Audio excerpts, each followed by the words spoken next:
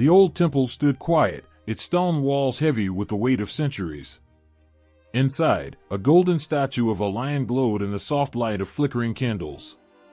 The air was thick with incense, the scent curling around you, grounding you, as if the very presence of the lion itself was alive, watching over the room. It wasn't just a statue. It was more than that. It was sacred. The lion, revered for its strength and courage, was a protector, a symbol of divinity, an embodiment of something greater than mere flesh and bone. There, in the temple, the line between the earthly and the divine blurred, and the lion stood as a guardian of both worlds. Sacred animals. They are not just creatures of the wild or symbols of physical power. They are symbols of the unseen, the eternal. To many, they carry messages from gods, protect souls, and guide people in ways that are beyond understanding. From the lion and elephant to the snake and eagle, animals have been revered and held sacred in the hearts of millions across the globe for centuries. But what makes them so special? Why do we see them as more than just animals? Perhaps it's because animals, in their simplicity and purity, are closer to the divine than we are. They don't speak our language, yet they communicate something deep within us. When a dove soars across the sky, its wings cutting through the air, we don't just see a bird. We feel peace, hope, and the presence of something holy. When a snake slithers through the grass, its movement mesmerizing, we don't just see a reptile. We sense a quiet, powerful force that can both heal and harm, embodying the mystery of life itself. Across ancient cultures and modern religions, animals have been seen as bridges between human beings and the divine. The ancient Egyptians looked to cats as protectors of the home and symbols of grace, while the mighty bull was worshipped as a god. The Greeks saw the eagle as a messenger of Zeus, a bird that soared to heights where only the gods could reach. And in Hinduism, the cow is not merely a source of food or labor, it is a symbol of selfless giving, purity, and life itself. Animals have always held a sacred place in the hearts of those who believe in something greater than themselves. But why? Why do these creatures, with their fur and scales, feathers and horns, inspire such devotion? The answer lies not just in their physical beauty or strength, but in their mysterious presence. They are reflections of the forces of nature, forces that humans can barely understand, let alone control. An animal doesn't need to speak to communicate, it simply exists, and in that existence, it teaches us something about ourselves. The wolf, howling at the moon, is a symbol of freedom, loyalty, and the untamed spirit. The elephant, walking slowly through the jungle, represents wisdom, patience, and the connection between life and death. The butterfly, delicate and fleeting, reminds us of the fragility of life and the promise of transformation. In every culture, from the dusty deserts of Africa to the snow-capped mountains of Asia, animals are seen not as mere creatures, but as sacred beings with a deeper, almost mystical connection to the universe. They are believed to have powers that humans do not possess, and for this reason, they are revered. A lion is not just a predator, it is the king of the animal kingdom, a symbol of strength and courage. A serpent is not just a slithering creature, it is a guardian of ancient wisdom, a guide to the underworld, a creature that sheds its skin, symbolizing renewal and transformation. These animals, in their raw, untamed beauty, remind us of a world beyond our comprehension, an unseen force that shapes our lives. The reverence for animals is not always about the physical world, it's often about the spiritual one. In ancient civilizations, animals were often seen as messengers of the gods, as living symbols of the divine. The deer in Native American traditions, for example, is seen as a messenger of peace and guidance. It's believed that when a deer crosses your path, it's a sign that you need to pay attention to the spiritual world and seek harmony with nature. In ancient Greece, the owl was sacred to Athena, the goddess of wisdom, because it was thought to have the ability to see beyond what the human eye could perceive. The owl was a symbol of insight, knowledge, and foresight, qualities that humans long to possess. But sacredness isn't always a gift. Sometimes, it's a burden.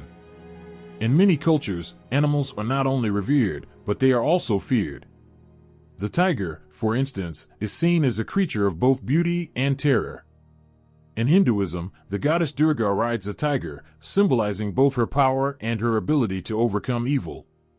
The tiger represents both the destructive and creative forces of the universe, a duality that can be both awe-inspiring and terrifying. Similarly, the snake is often seen as a symbol of temptation and sin, but it is also revered as a symbol of healing and renewal. The complexity of these sacred animals lies in their ability to embody both light and dark, creation and destruction. There is something deeply emotional about the way humans connect with animals. They evoke feelings that words cannot capture. There's the quiet reverence in watching a deer move silently through the forest, the awe that comes with standing before an elephant that seems to carry the weight of the world in its wise eyes. There's the connection felt when a bird lands nearby, its feathers glistening in the sun, as if it is offering a moment of peace in a chaotic world. In these moments, we are reminded of the fragility of life, the beauty of nature, and the presence of something larger than ourselves. We are reminded of the sacredness of life, ours, and that of the creatures with whom we share this world. Sacred animals have always been more than just symbols, they are reminders of the unseen forces at work in the world around us. They carry within them the divine energy that we, as humans, sometimes struggle to access. In their eyes, we see the reflection of something greater, something that transcends the material world. They remind us that there is magic in the world, in the simple, everyday things, the way a bird takes flight, the way a lion roars, the way a butterfly floats by. These moments are sacred. And in those moments, we come face to face with the divine. Under the burning sun, the vast plains stretch endlessly. In the distance, a figure emerges, moving with a grace that seems beyond human.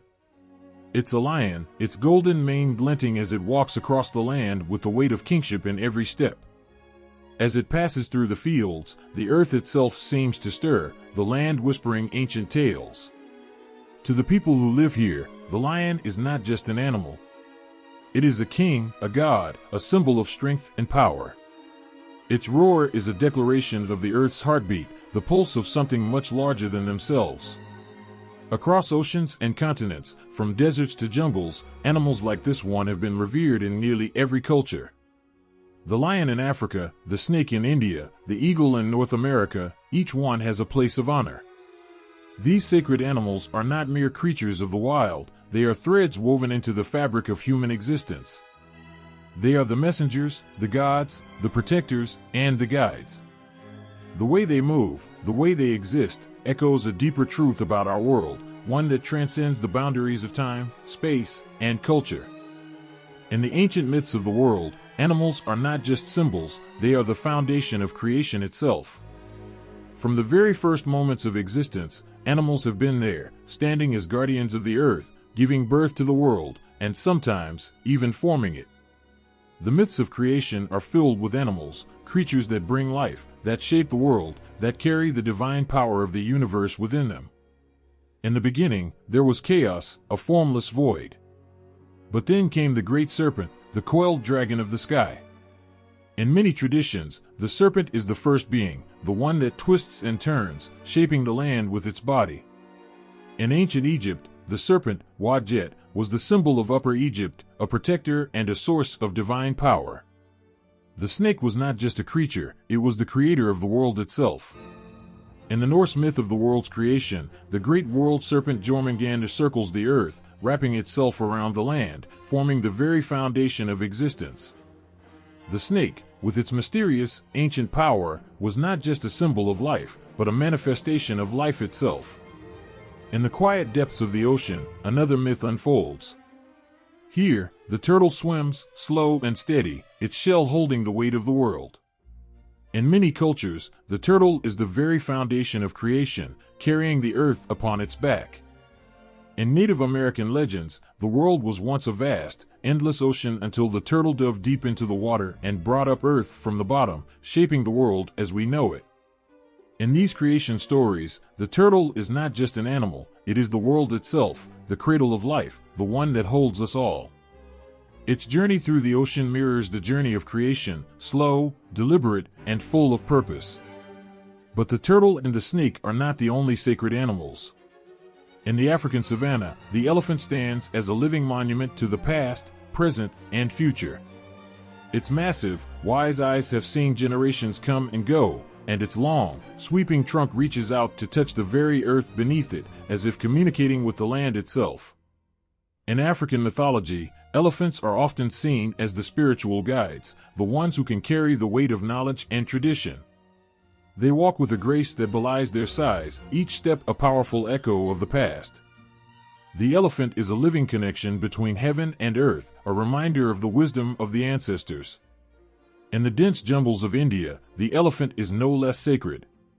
Lord Ganesha, with his elephant head, is the remover of obstacles and the bringer of prosperity. Ganesha's story is one of transformation, of losing his human head and gaining the strength and wisdom of the elephant. The elephant is more than just a god's vehicle, it is the embodiment of wisdom, strength, and the ability to overcome anything that stands in our way. In this myth, the elephant becomes a symbol of resilience, a reminder that even in the most difficult times, there is power and grace to be found. And then there's the eagle, soaring high above the mountains. Its wings cut through the air with the precision of a divine force. The eagle represents freedom, power, and vision. In many Native American cultures, the eagle is seen as the messenger of the gods, its flight carrying messages from the spirit world to the people below. The eagle flies higher than any other bird, and in its flight, it touches the heavens. It is the bridge between earth and sky, the symbol of connection between humanity and the divine. The eagle reminds us that we, too, can rise above the struggles of life and see the world from a higher perspective. In every corner of the world, these sacred animals stand as pillars of creation, their presence as ancient as the earth itself. They are not just symbols, they are the forces that shape our world, the creatures whose very existence reminds us of something larger than ourselves. Their power is not just physical, it is spiritual, transcendent. These animals are the divine made manifest. Their stories are the stories of creation itself. The role of sacred animals in these creation myths is undeniable. In the beginning, when the world was formless and empty, it was the animals who shaped it, who gave it life. They are not just part of the world, they are the world. Their sacredness is not just a title given to them by humans, it is something they carry in their very being. It is in their eyes, in the way they move, in the way they interact with the world around them. The sacredness of these animals is a reflection of the divine energy that flows through all things. It is a reminder that the world itself is sacred, that everything we see, hear, and touch is part of a larger, unseen story, a story that has been unfolding for centuries, long before we ever came to understand it. From the lion that roams the savannah to the eagle that soars high above the mountains, from the serpent that coils through the earth to the elephant that walks with ancient wisdom, these animals are the living symbols of the forces that shape our world. They are not just creatures of flesh and bone, they are the keepers of ancient truths, the guardians of creation. And as we stand before them, we are reminded of our place in the great, eternal cycle of life, a cycle that began long before us and will continue long after we are gone. A storm rages above the mountaintop. Thunder cracks through the sky, shaking the earth. Amidst the chaos, a figure stands tall, majestic, unyielding. It's a bull, its muscles rippling with each step as lightning flashes around it.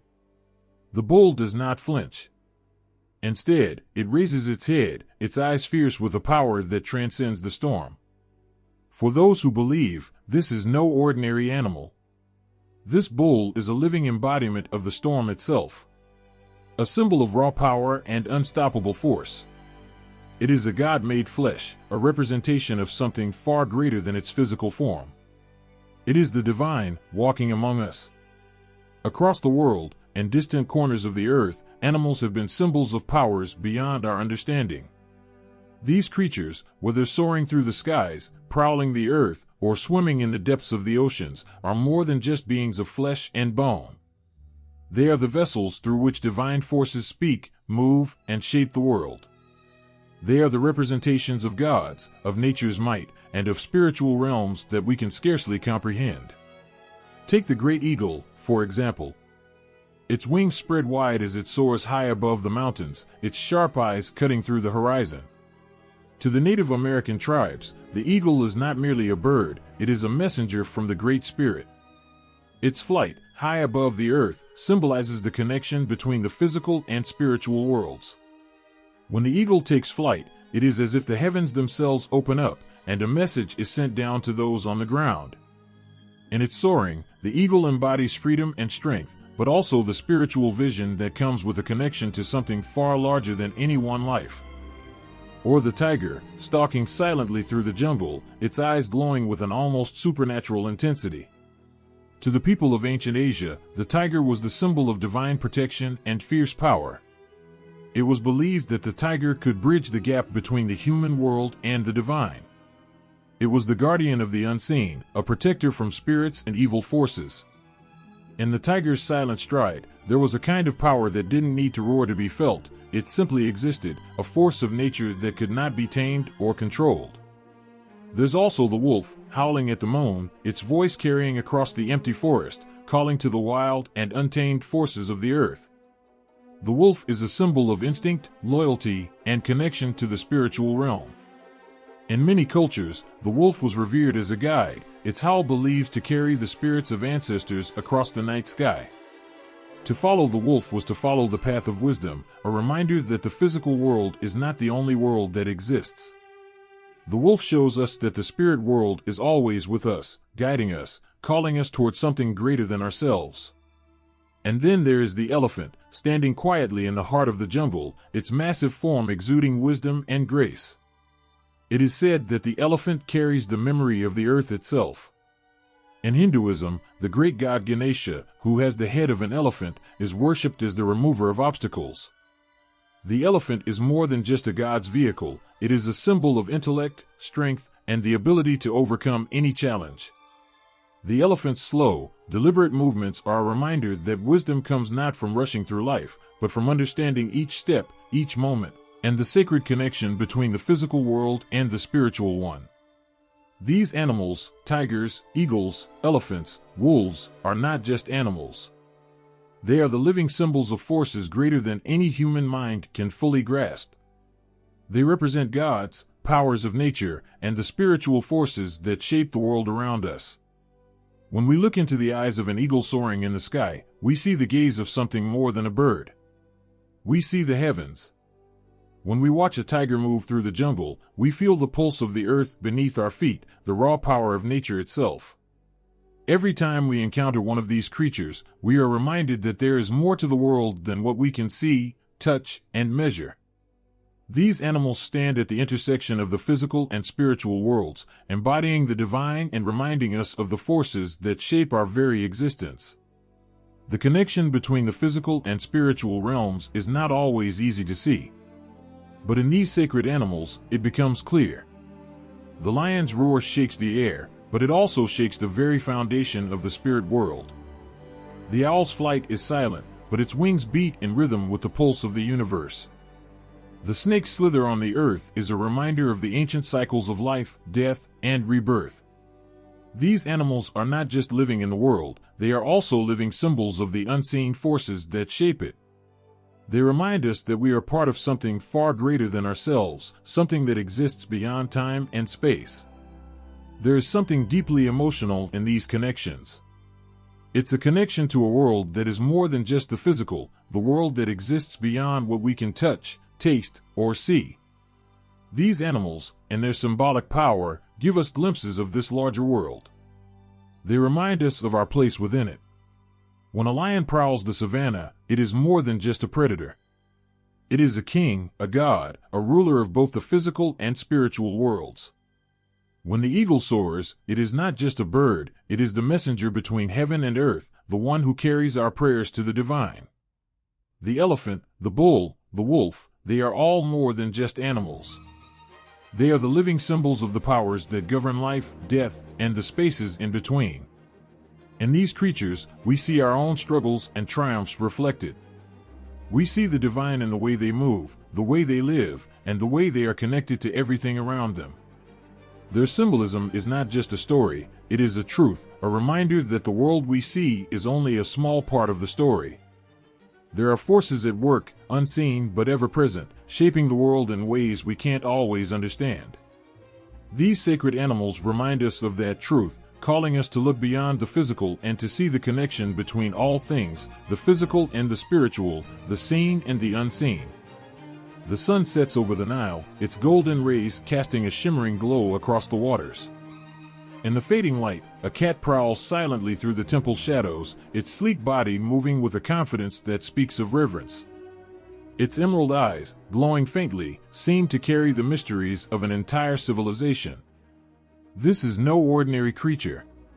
It is sacred, a being that straddles the line between the mortal and the divine, a living symbol of protection, grace, and power. In ancient Egypt, to harm a cat was to invite the wrath of the gods themselves, for this humble yet elegant animal was believed to carry the essence of Batet, the goddess of home, fertility, and love. Batet was more than a goddess, she was a protector, a mother figure, a fierce guardian of both hearth and heart. Her feline form was a reflection of all that cats embodied: agility, independence, and an almost otherworldly sense of presence. To the ancient Egyptians, the cat was not just a pet, it was a symbol of divine guardianship. In times of war, Batet could transform, shedding her gentle form for the fierce one of a lioness, her roar echoing across the desert like a battle cry. The duality of the cat, a creature of both softness and strength, made it the perfect representation of Bastet's nature. When a cat sat serenely in an Egyptian household, its mere presence was thought to ward off evil spirits and protect the family from harm. But cats were not the only creatures that commanded awe and reverence. Further along the Nile, where the waters churn and glisten, another sacred being lurked just beneath the surface. The crocodile, with its ancient, unyielding gaze, ruled these waters as a living representation of Sobek, the god of the river and fertility. Sobek was no gentle deity, his power was raw, untamed, like the crocodile itself. He represented the strength of the Nile, the river that gave life to Egypt but could also bring death in its floods. To see a crocodile basking on the riverbank was to witness a piece of Sobek's divine spirit.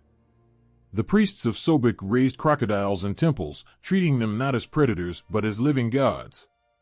These sacred crocodiles were adorned with gold and jewels, their scales glinting in the sunlight like armor. Offerings were made to them, not out of fear but out of respect for the forces they represented. To look into the eyes of a crocodile was to face the untamed, to see the balance between creation and destruction. It was said that Sobek's strength could bring fertility to the land, ensuring bountiful harvests, yet his wrath could also bring chaos. The crocodile's terrifying jaws were a reminder of this duality, a symbol of both life and death. Yet, there was one more creature that stood as a pillar of divine symbolism, its presence towering over the land. In the temples of Memphis, where the sacred rituals of creation were performed, a bull walked with an air of undeniable majesty.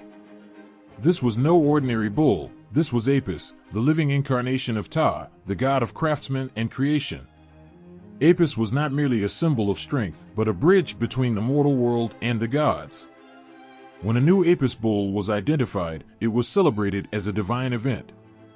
The bull was chosen based on specific markings, its body carrying the signs of divinity written in fur and flesh. The Apis bull was treated as royalty, living in luxury within temple grounds. Worshippers would come to seek its blessing, believing that it could intercede on their behalf with the gods. When the bull died, its body was mummified with the same care and reverence as a pharaoh, and a grand funeral procession followed. Apis was not just a symbol of fertility and creation, it was a living embodiment of the god's presence on earth.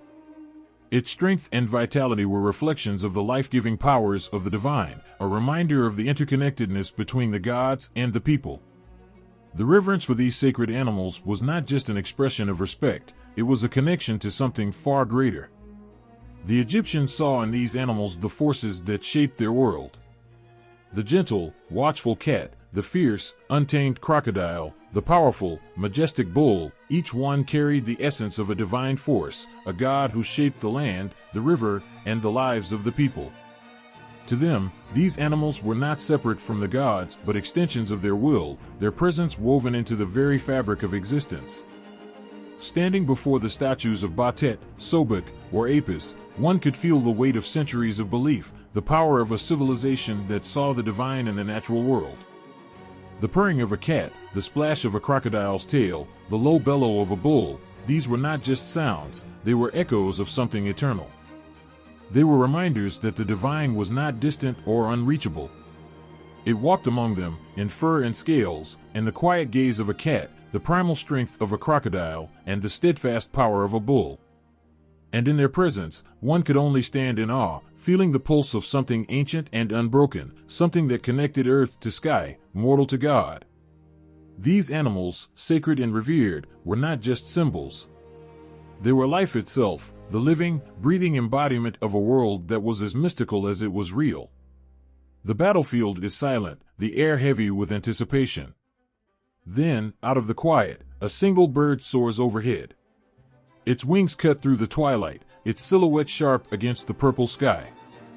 The owl's cry pierces the stillness, sending shivers through the hearts of soldiers below. To the Greeks, this was no ordinary bird. This was the owl of Athena, the goddess of wisdom and strategy. Its presence was a sign, a promise that clarity, courage, and divine favor were close at hand. The owl wasn't just a companion to the goddess, it was her essence, a reflection of her sharp intellect and unyielding strength. In Athens, the owl symbolized more than wisdom, it was the guardian of the city's spirit. Coins bore its image, and its shadow graced the hearts of those who sought Athena's guidance. Small yet fierce, the owl became a reminder that power doesn't always roar, it sometimes whispers in the quiet of the night, watching and waiting for the right moment to strike. Its unblinking eyes saw what others missed, its silent wings moved with purpose, and in its gaze, one could find the weight of divine protection.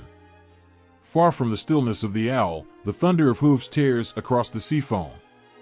Horses, their manes flying wild like waves in a storm, gallop with unmatched strength and grace. These were the sacred creatures of Poseidon, the god of the sea and earthquakes. Legend says that Poseidon himself struck the earth with his trident, and from the fissure sprang the first horse, a gift to humankind. But these creatures were not mere gifts, they carried within them the spirit of the untamed, the wild power of nature that Poseidon ruled.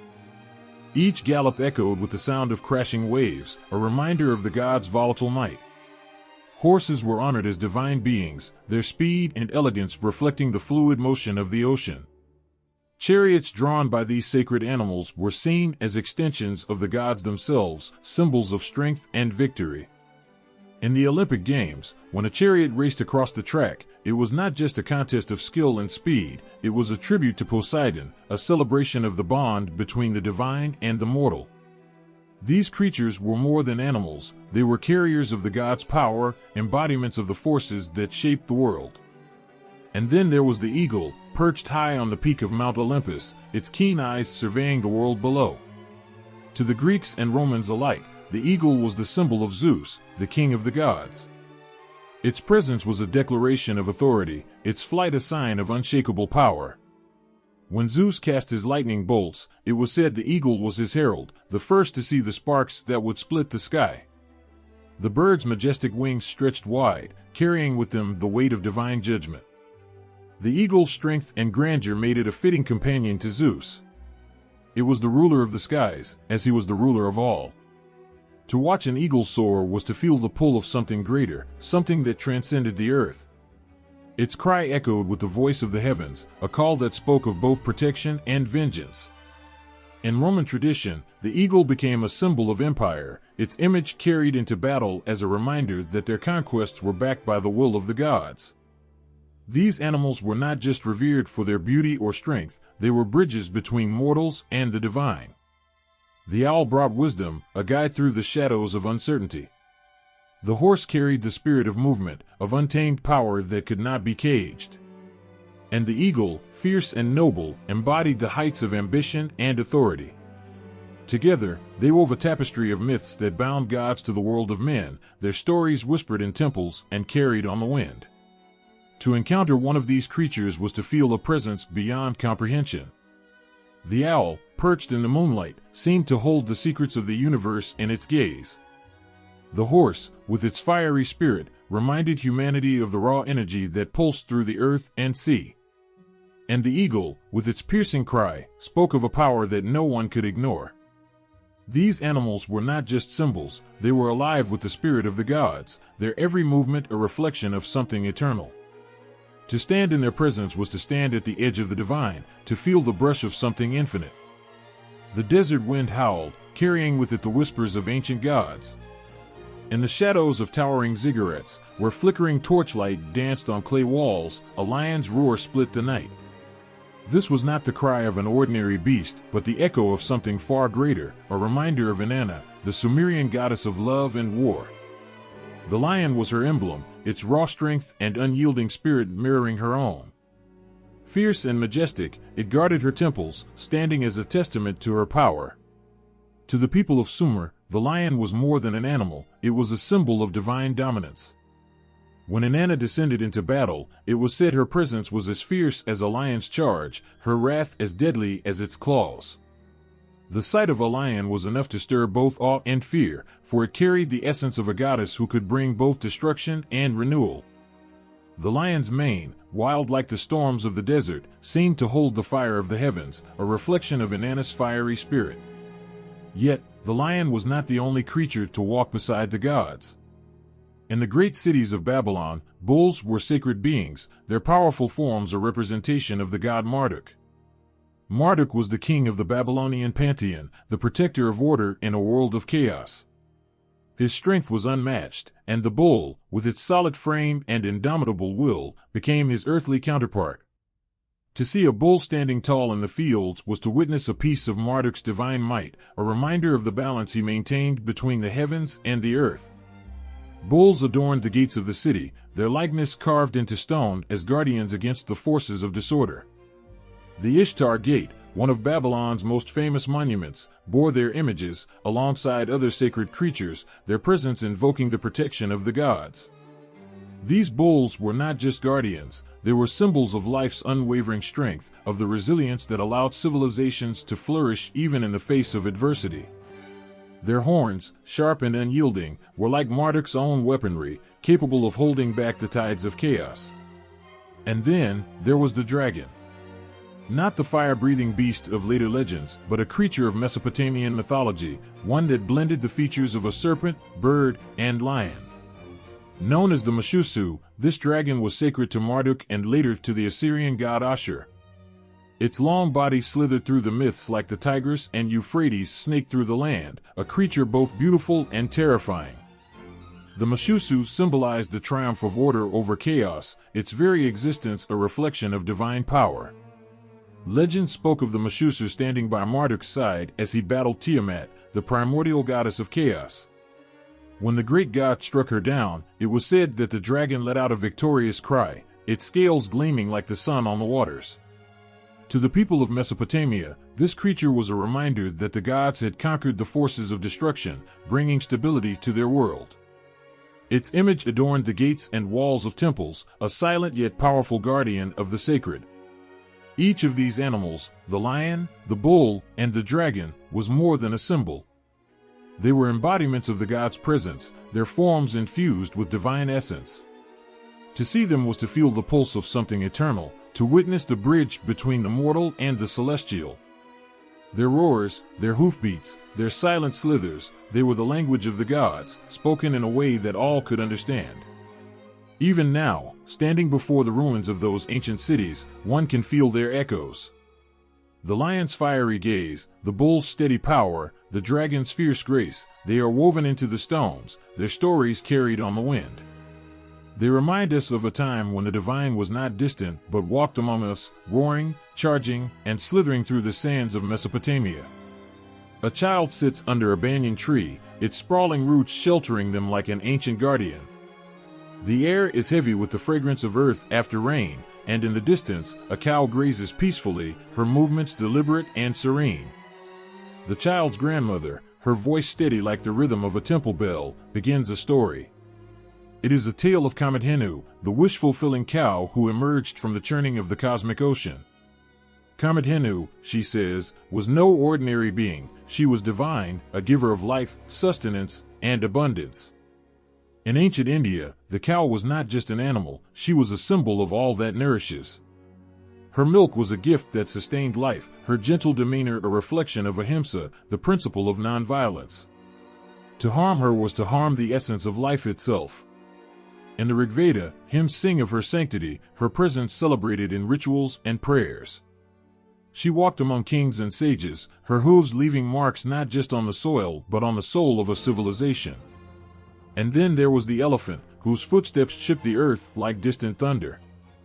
In the dense forests of India, these majestic beings moved with a grace that belied their immense size. But they were more than creatures of the jungle, they carried the weight of divinity. Ganesha, the beloved remover of obstacles, bore the head of an elephant, his form a reminder of wisdom, strength, and compassion. When devotees called upon him, they sought not just his blessings but the calm, steady power of the elephant itself. In temple processions, elephants adorned in gold and jewels carried the gods themselves. Their trunks swayed like rivers, their eyes gleaming with a wisdom that seemed to stretch back to the beginning of time. These gentle giants were seen as living embodiments of the divine, their every movement a sacred act. To touch an elephant was to feel a connection to something vast and eternal, a bond that transcended the boundaries of the physical world. And in the shadows, coiled and watchful, was the serpent. Its sinuous body glided through the grass, its flickering tongue tasting the air. To the untrained eye, it might have seemed a creature to fear, but in ancient India, the serpent was revered as a symbol of transformation and immortality. It was said that the great serpent Vasuki wrapped itself around Mount Mandara during the churning of the ocean, its power essential to the birth of nectar that granted the gods their immortality. Serpents adorned the crowns of gods, slithered through the pages of the epics, and curled themselves at the feet of Vishnu, the preserver of the universe. Shisha, the serpent king, bore the cosmos on his endless coils, his presence a reminder of the balance that sustained existence. In every movement of a serpent, there was a rhythm that echoed the cycles of life, death, and rebirth, a dance as old as creation itself. The Puranas and the great epics wove these sacred animals into their stories, their presence shaping the destinies of gods and mortals alike. The cow, the elephant, and the serpent were not just characters, they were forces, their spirits intertwined with the fabric of the universe. The cow's gaze spoke of patience and abundance, the elephant's stride carried the weight of wisdom, and the serpent's hiss whispered of change and renewal.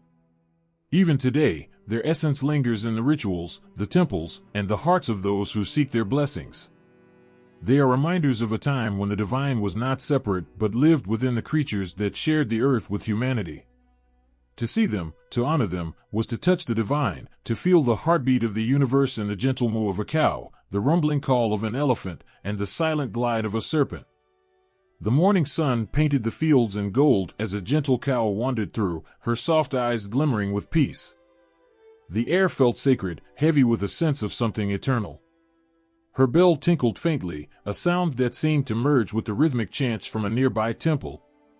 For those who watched her, she was not just a creature grazing in the grass, she was a living embodiment of compassion, abundance, and the divine.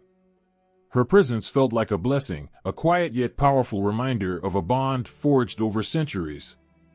The cow, revered as a mother, stands at the heart of Hindu belief. She is Kamadhenu, the celestial cow, said to fulfill every wish, a being of infinite kindness and giving. Her milk nourishes not only the body but the spirit, a gift of sustenance that transcends the ordinary.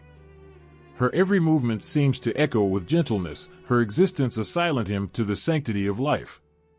To harm her is an act of profound betrayal, not just to faith but to the essence of humanity itself. The cow is not merely worshipped but celebrated, her image woven into festivals, rituals, and art. When she walks through village streets, people bow their heads in respect, their gestures filled with a reverence as natural as breathing. Her hooves leave prints not on the earth but on the soul, each step a testament to a divine connection that has endured the tests of time. And then, there's Ganesha. With the head of an elephant and the body of a child, he sits at the crossroads of human and divine. The soft lines of his face contrast with the towering majesty of his form. His trunk, curling gracefully, seems to hold within it the power to move mountains and the tenderness to bless a devotee with a gentle touch. Ganesha is not just a deity, He is a beloved companion, a remover of obstacles, a bringer of wisdom, and a protector of all that is good. The elephant's form carries deep meaning. Its immense strength is tempered by its calm nature, a perfect balance of power and grace. To look into an elephant's eyes is to feel the weight of ancient wisdom, a steady, grounding presence that speaks of patience and perseverance. In Ganesha's elephant form, this wisdom becomes divine, a beacon guiding people through life's struggles. His potbelly is said to hold the universe, while his playful demeanor reminds us to find joy even in the midst of challenges. In temples, devotees present him with sweet offerings, their prayers murmured with hope. The sight of his idol, adorned with marigolds, fills hearts with a warmth that cannot be described, only felt. It is as if his presence radiates a reassurance that no obstacle is too great, no burden too heavy. The elephant, through Ganesha, becomes a symbol of protection and love, a force that gently clears the path ahead. But in the shadows, coiled and mysterious, lies another sacred creature, the serpent. It glides silently, its scales shimmering in the light like jewels crafted by the gods. To some, it inspires fear, to others, awe. In Hindu mythology, the serpent is a paradox, deadly yet protective, elusive yet ever-present. It is the Naga, revered as a guardian of treasure, knowledge, and the underworld. The serpent is more than its physical form, it is a symbol of transformation, the endless cycle of life, death, and rebirth. When it sheds its skin, it becomes a living metaphor for renewal, a reminder that nothing truly ends but instead changes form. Serpents are entwined with gods, their presence gracing the stories of Vishnu and Shiva. Shisha, the serpent king, cradles Vishnu as he rests upon the cosmic ocean, his coils infinite like the cosmos itself. Shiva wears a cobra around his neck, its stillness a reflection of his supreme control over death and destruction. The sight of a serpent in a temple or a shrine is never met with indifference. For some, it is a moment of reverence, for others, a challenge to confront their own fears. But always, it is a moment of connection to something far greater than oneself.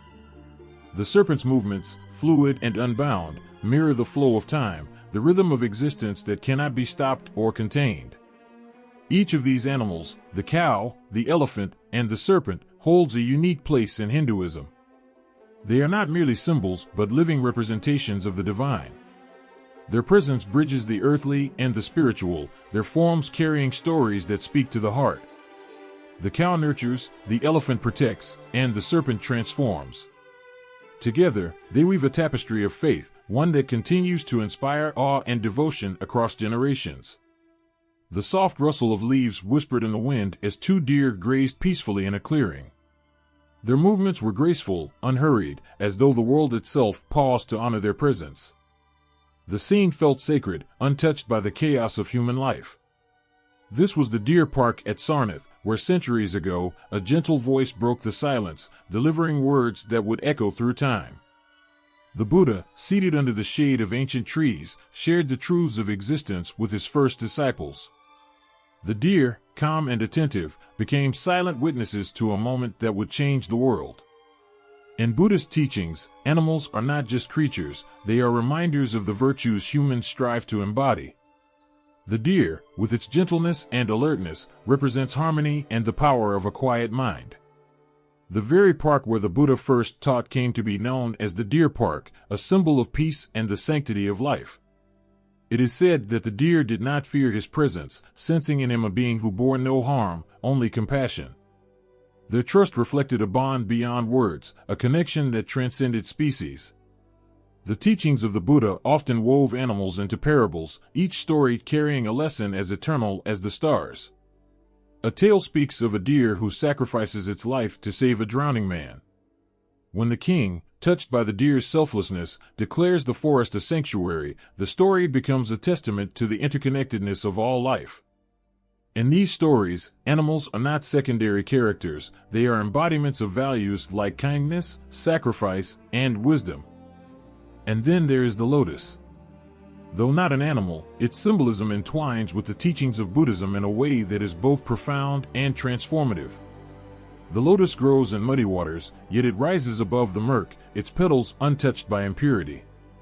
It is a living metaphor for the journey toward enlightenment, a reminder that even in the darkest moments, purity and beauty can emerge. The lotus is not bound by its environment, it transforms it. Its roots anchored in the depths, but its blossom reaches for the light.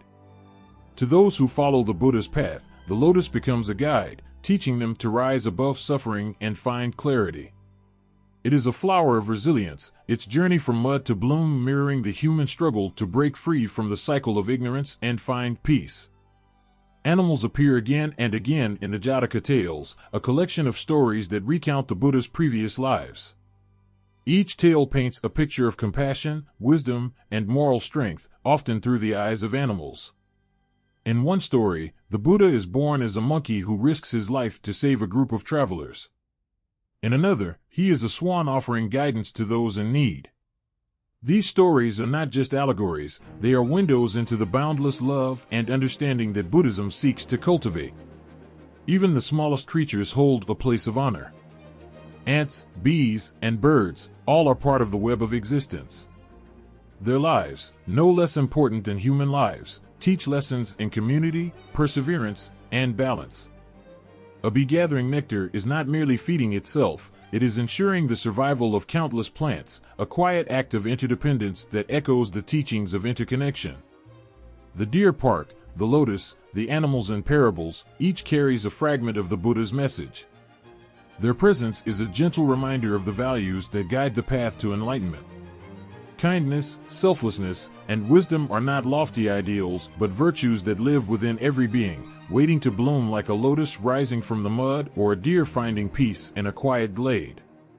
Through their symbolism, they draw us closer to the essence of what it means to live a life of compassion and purpose. A soft breeze carried the faint fragrance of jasmine as a bull stood motionless in a quiet courtyard, its dark eyes reflecting an ancient serenity.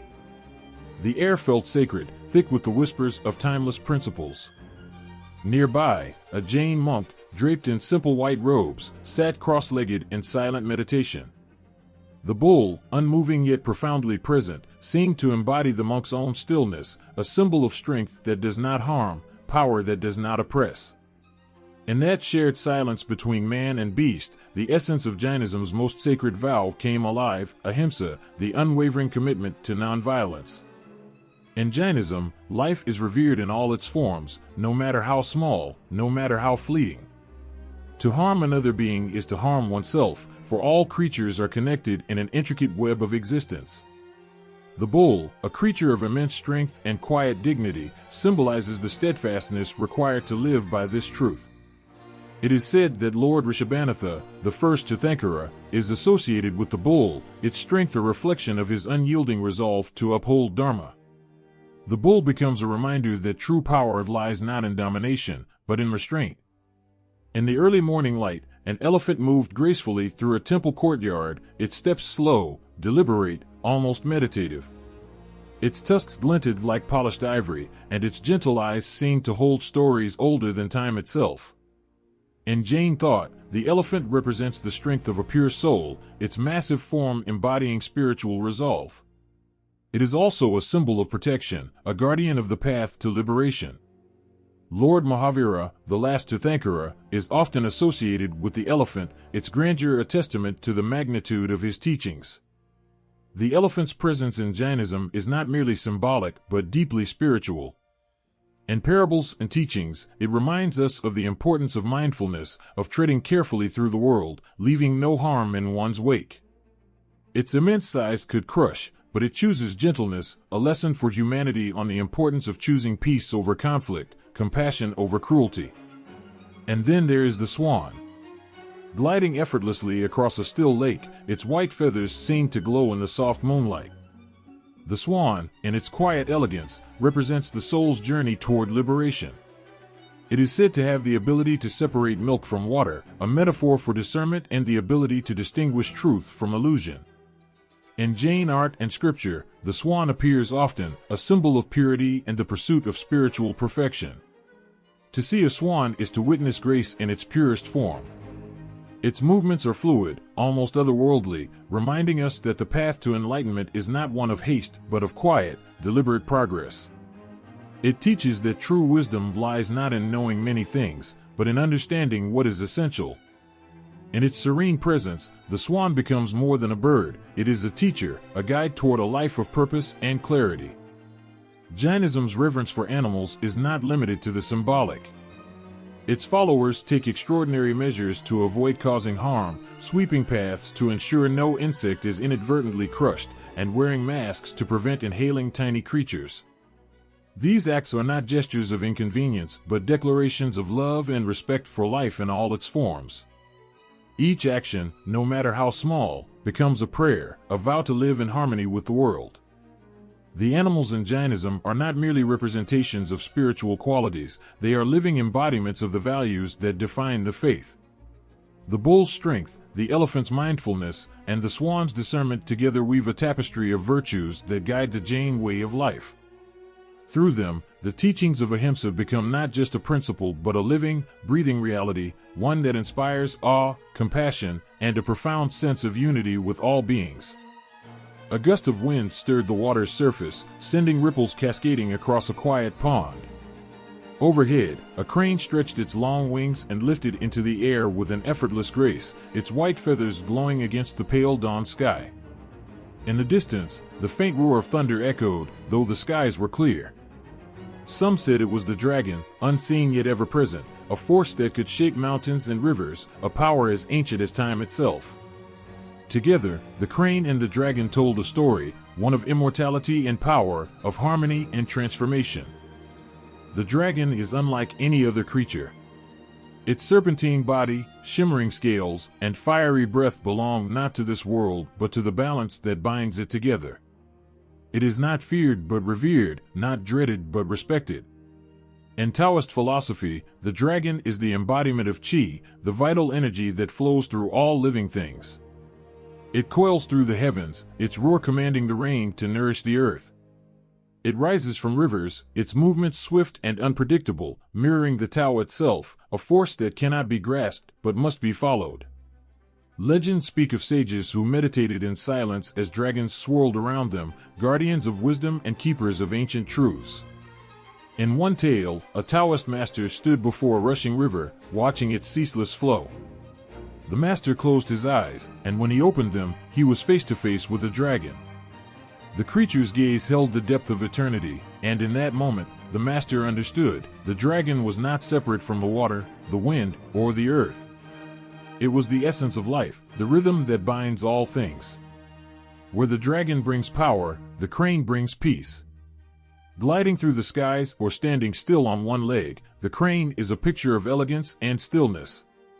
In Taoist thought, the crane is a symbol of immortality, its long life and graceful movements a reflection of spiritual purity.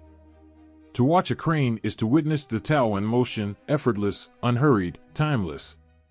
It is said that those who follow the Tao may take the form of a crane in their final moments, their souls lifting toward the heavens. The image of the crane soaring into the clouds is a promise of transcendence, a reminder that life does not end but transforms. For centuries, the crane has been painted on scrolls and carved into stone, a silent guide for those seeking the path of immortality. In Taoist practices, the dragon and the crane often appear together, their energies perfectly balanced. The dragon, fierce and dynamic, represents the yang, forceful, active, and expansive. The crane, calm and serene, embodies the yin, gentle, nurturing, and introspective. Together, they create harmony, a dance of opposites that sustains the world. Martial artists have long drawn inspiration from these animals, imitating the dragon's explosive power and the crane's flowing movements. In their forms, they seek not just strength or skill but alignment with the Tao, moving as the dragon would, standing as the crane would, firm yet light, strong yet yielding.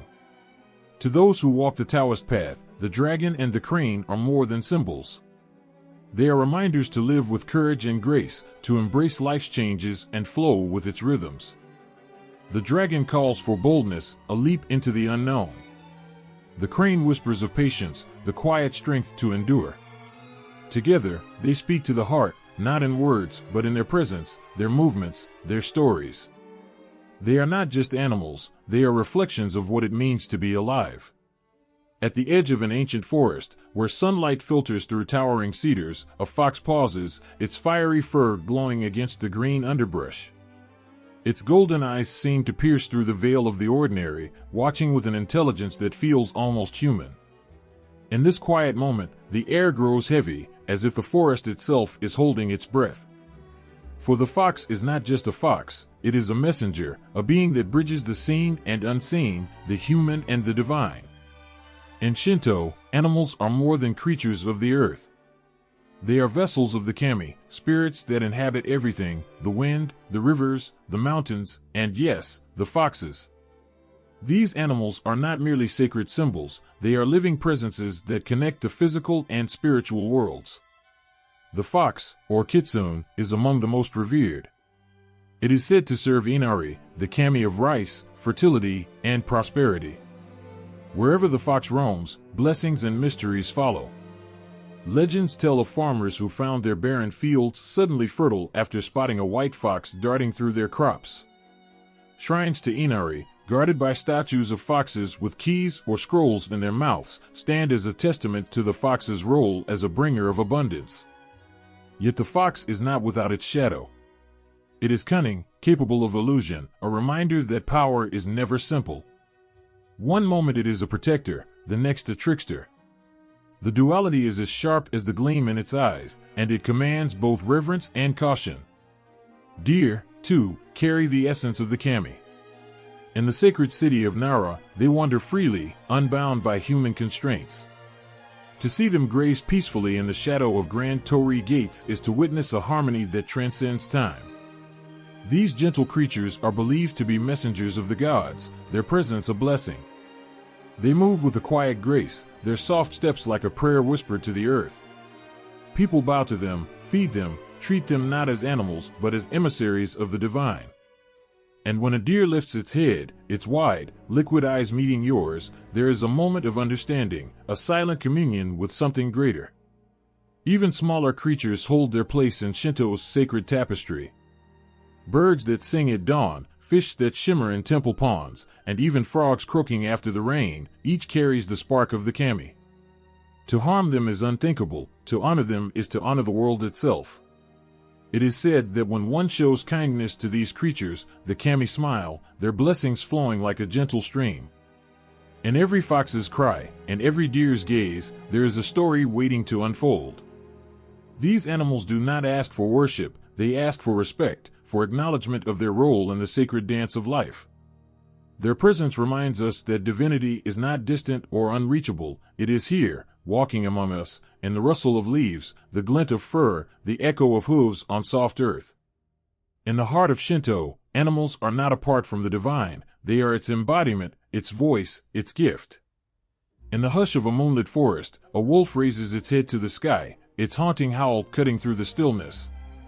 The sound is not just a call, it is a message, a prayer carried by the wind. To many Native American tribes, the wolf is not merely an animal but a guide, a protector, a spirit. It stands as a reminder of loyalty and intuition, its keen senses mirroring the human spirit's search for connection and truth. Animal totems are not chosen, they reveal themselves. They come in dreams, in moments of stillness, or during life's most challenging trials. For those who carry the wolf as their totem, its wisdom is profound. The wolf teaches how to navigate the complex web of relationships, balancing independence with the bonds of the pack. It whispers of courage, urging its keepers to trust their instincts, even when the path ahead seems uncertain. Bears walk through many Native American stories as symbols of strength and healing. Imagine the immense power of a bear, yet how it moves with surprising quiet and purpose. For those who feel the bear's presence in their lives, it offers a grounding force. It teaches resilience, the kind that allows one to stand tall in the face of adversity, but it also teaches when to rest, when to retreat and gather strength. The bear's spirit is a reminder of the cycles of life, the necessity of stillness to prepare for action. High above, an eagle soars, its sharp eyes scanning the land below. For many tribes, the eagle is the bridge between the earth and the heavens, its flight a metaphor for the soul's ascent. To see an eagle is to feel the weight of its message, clarity, vision, and the call to rise above the ordinary. Eagles teach the value of perspective, urging one to see beyond immediate struggles and grasp the broader truth. Their feathers, considered sacred, are used in ceremonies to honor life's milestones and to bring prayers to the Creator. On the open plains, the buffalo moves with a quiet majesty, its presence a symbol of abundance and gratitude. To Native American peoples, the buffalo is life itself, its gifts sustaining entire communities. Every part of the buffalo is used, nothing is wasted, a testament to living in harmony with the earth. The buffalo spirit calls for humility and respect, urging one to honor the interconnectedness of all things. When the buffalo appears, it asks a simple yet profound question: are you giving back as much as you are receiving? These animals, wolves, bears, eagles, buffalo, are not just symbols, they are living teachers. They remind those who listen that every creature carries a lesson, that the earth speaks in ways that words cannot capture.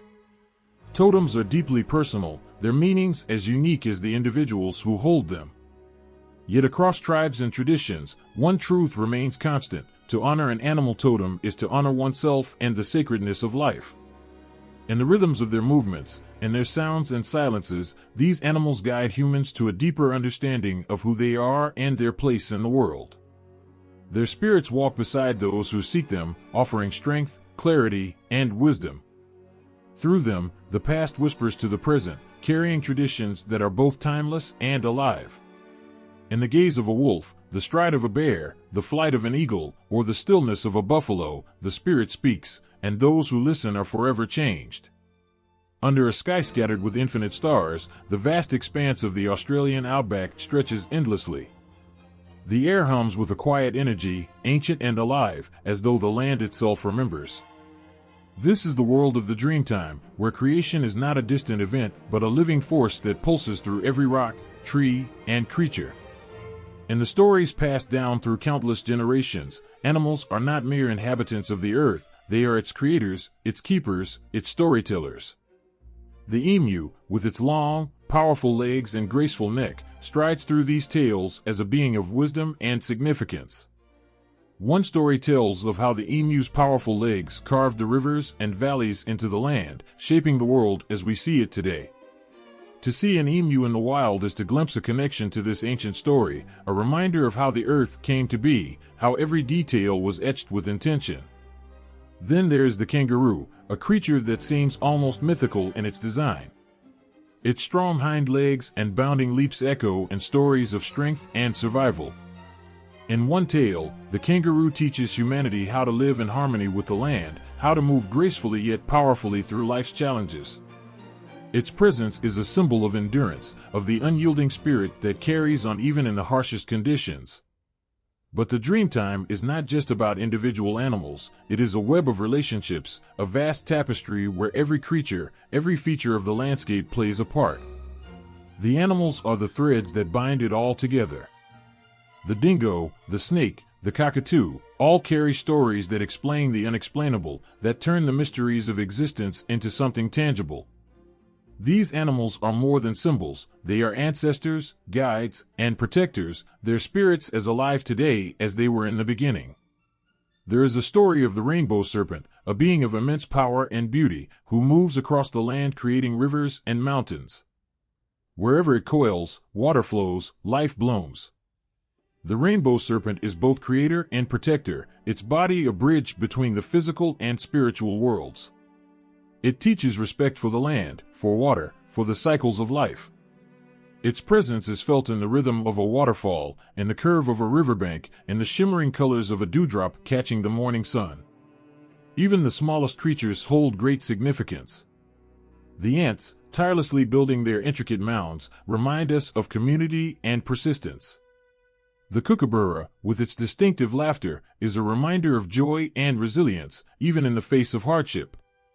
Every animal, from the mighty crocodile to the tiniest insect, has its place, its role, its story. In Aboriginal mythology, animals and humans are not separate. They are kin, bound by a shared existence and a shared responsibility to care for the land. To harm an animal is to harm oneself, to disrupt the delicate balance that sustains life.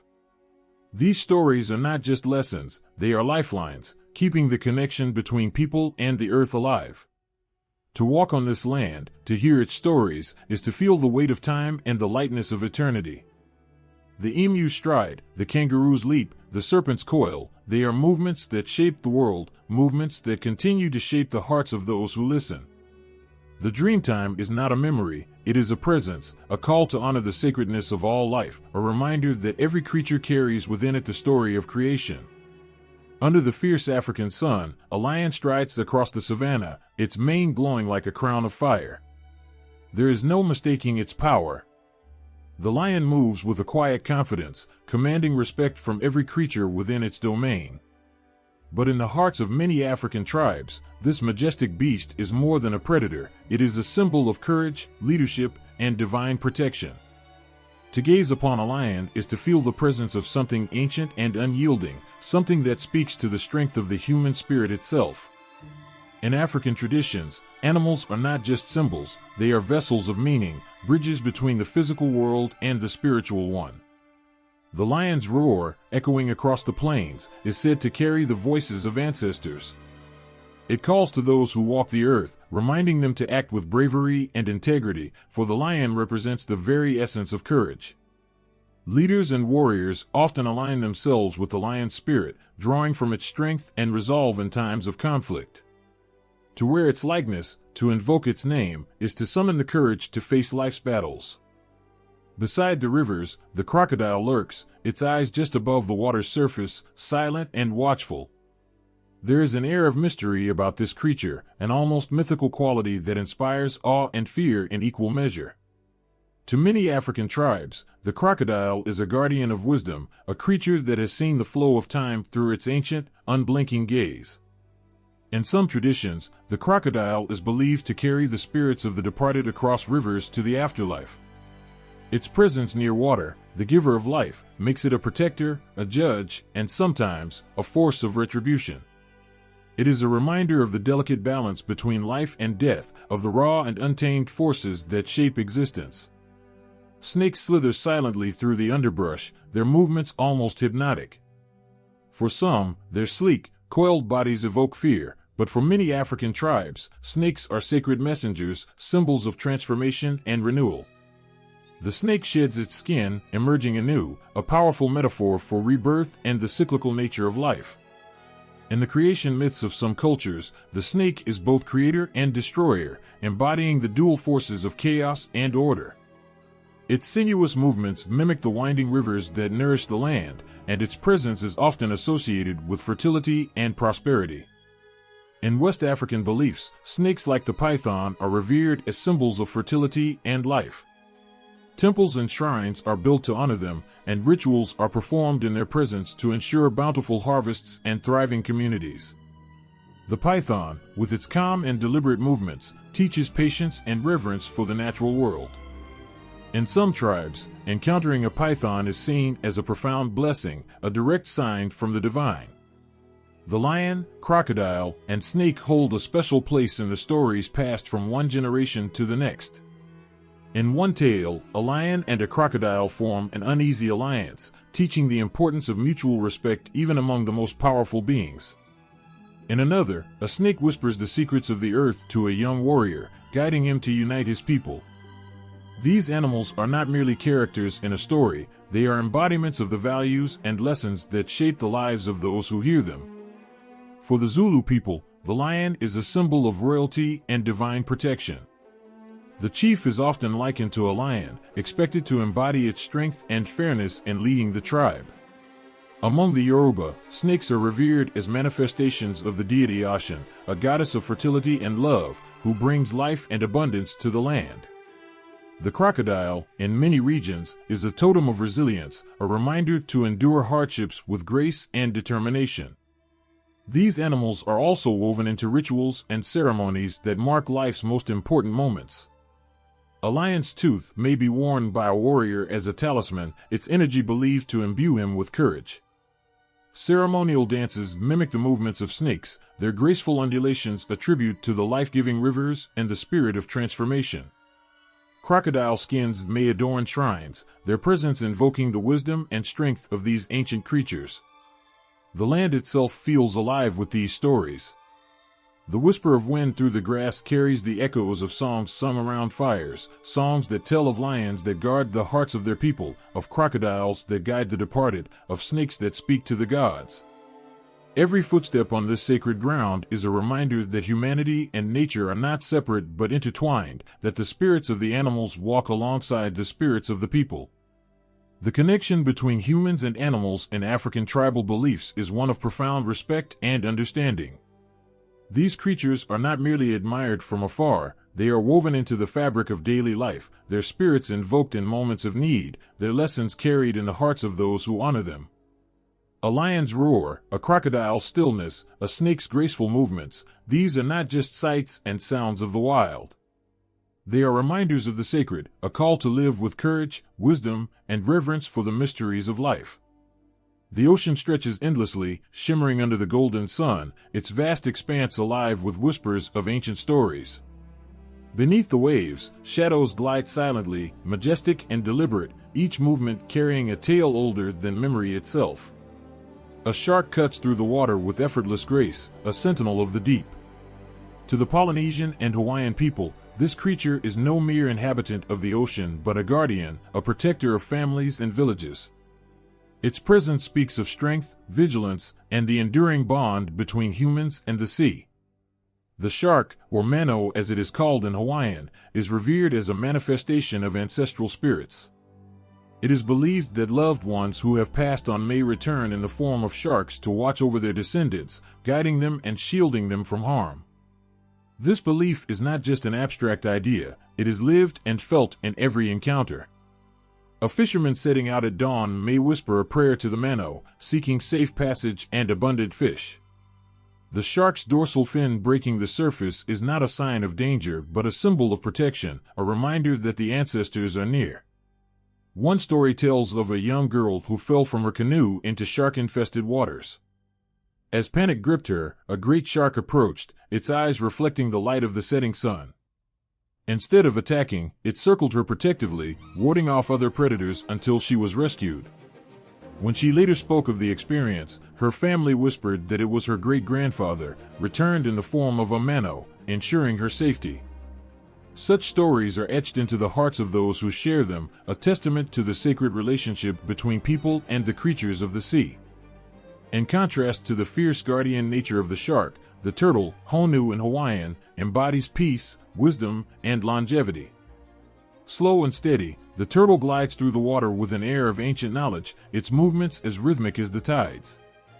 To the Polynesians and Hawaiians, the honu represents the eternal connection between the land and the sea, a creature that bridges the physical and spiritual worlds. The turtle carries the earth on its back in many Polynesian creation myths, a symbol of stability and endurance. It is said that the honu is a guide for lost souls, leading them to their rightful place in the afterlife. For those who live by the sea, the sight of a turtle surfacing is a moment of quiet reverence, a reminder of the balance that sustains life. Elders tell stories of turtles that swam alongside canoes on long voyages, their presence offering hope and direction in the vastness of the ocean. In Hawaiian culture, the honu is also seen as a bearer of good fortune. Families pass down heirlooms carved with the image of the turtle, believing it will bring prosperity and protection to their homes.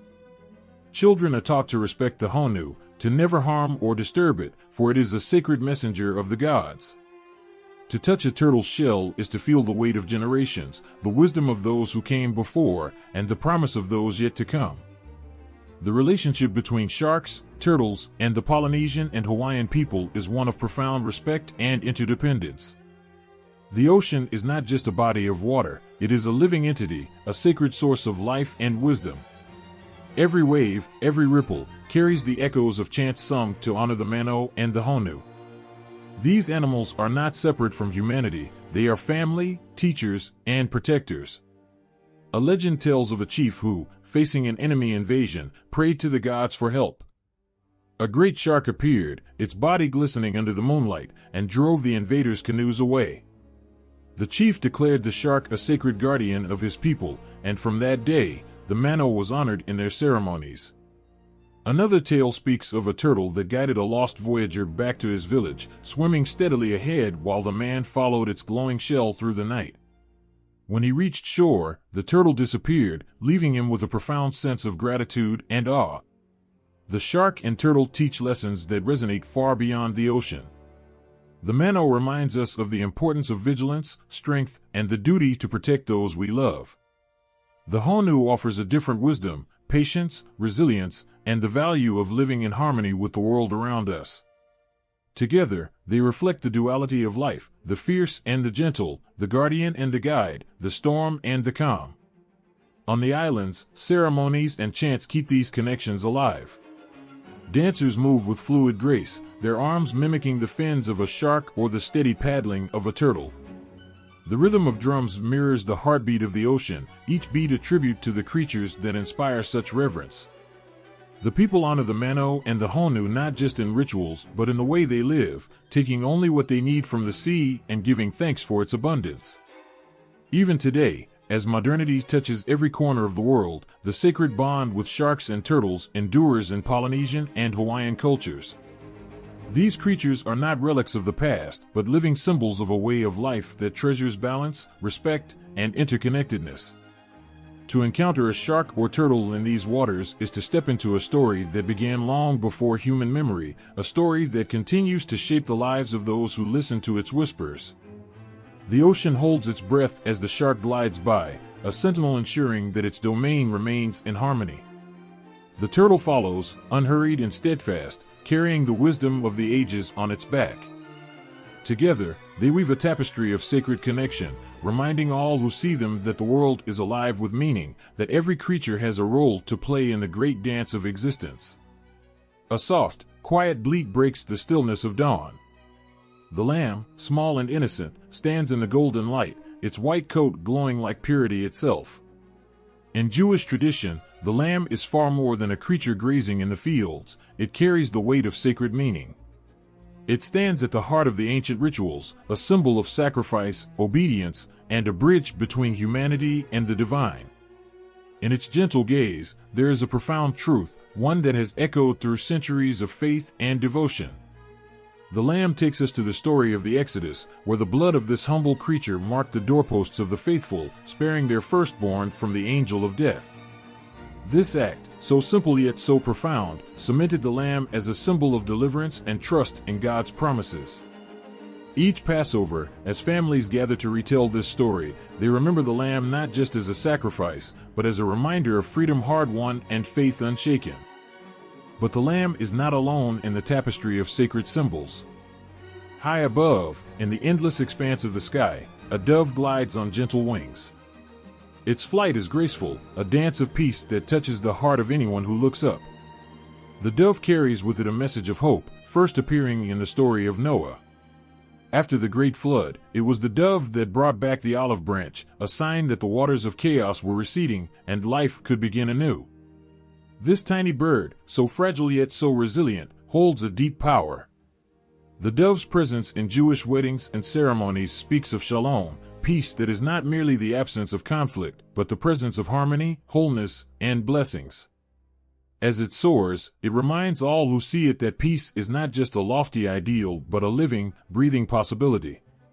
And then there is the lion, the fierce and majestic symbol of Judah. It stands proudly, its mane a fiery halo, its roar echoing with strength and courage. The Lion of Judah embodies the spirit of a people who endure, who stand tall against all odds, unyielding in their faith.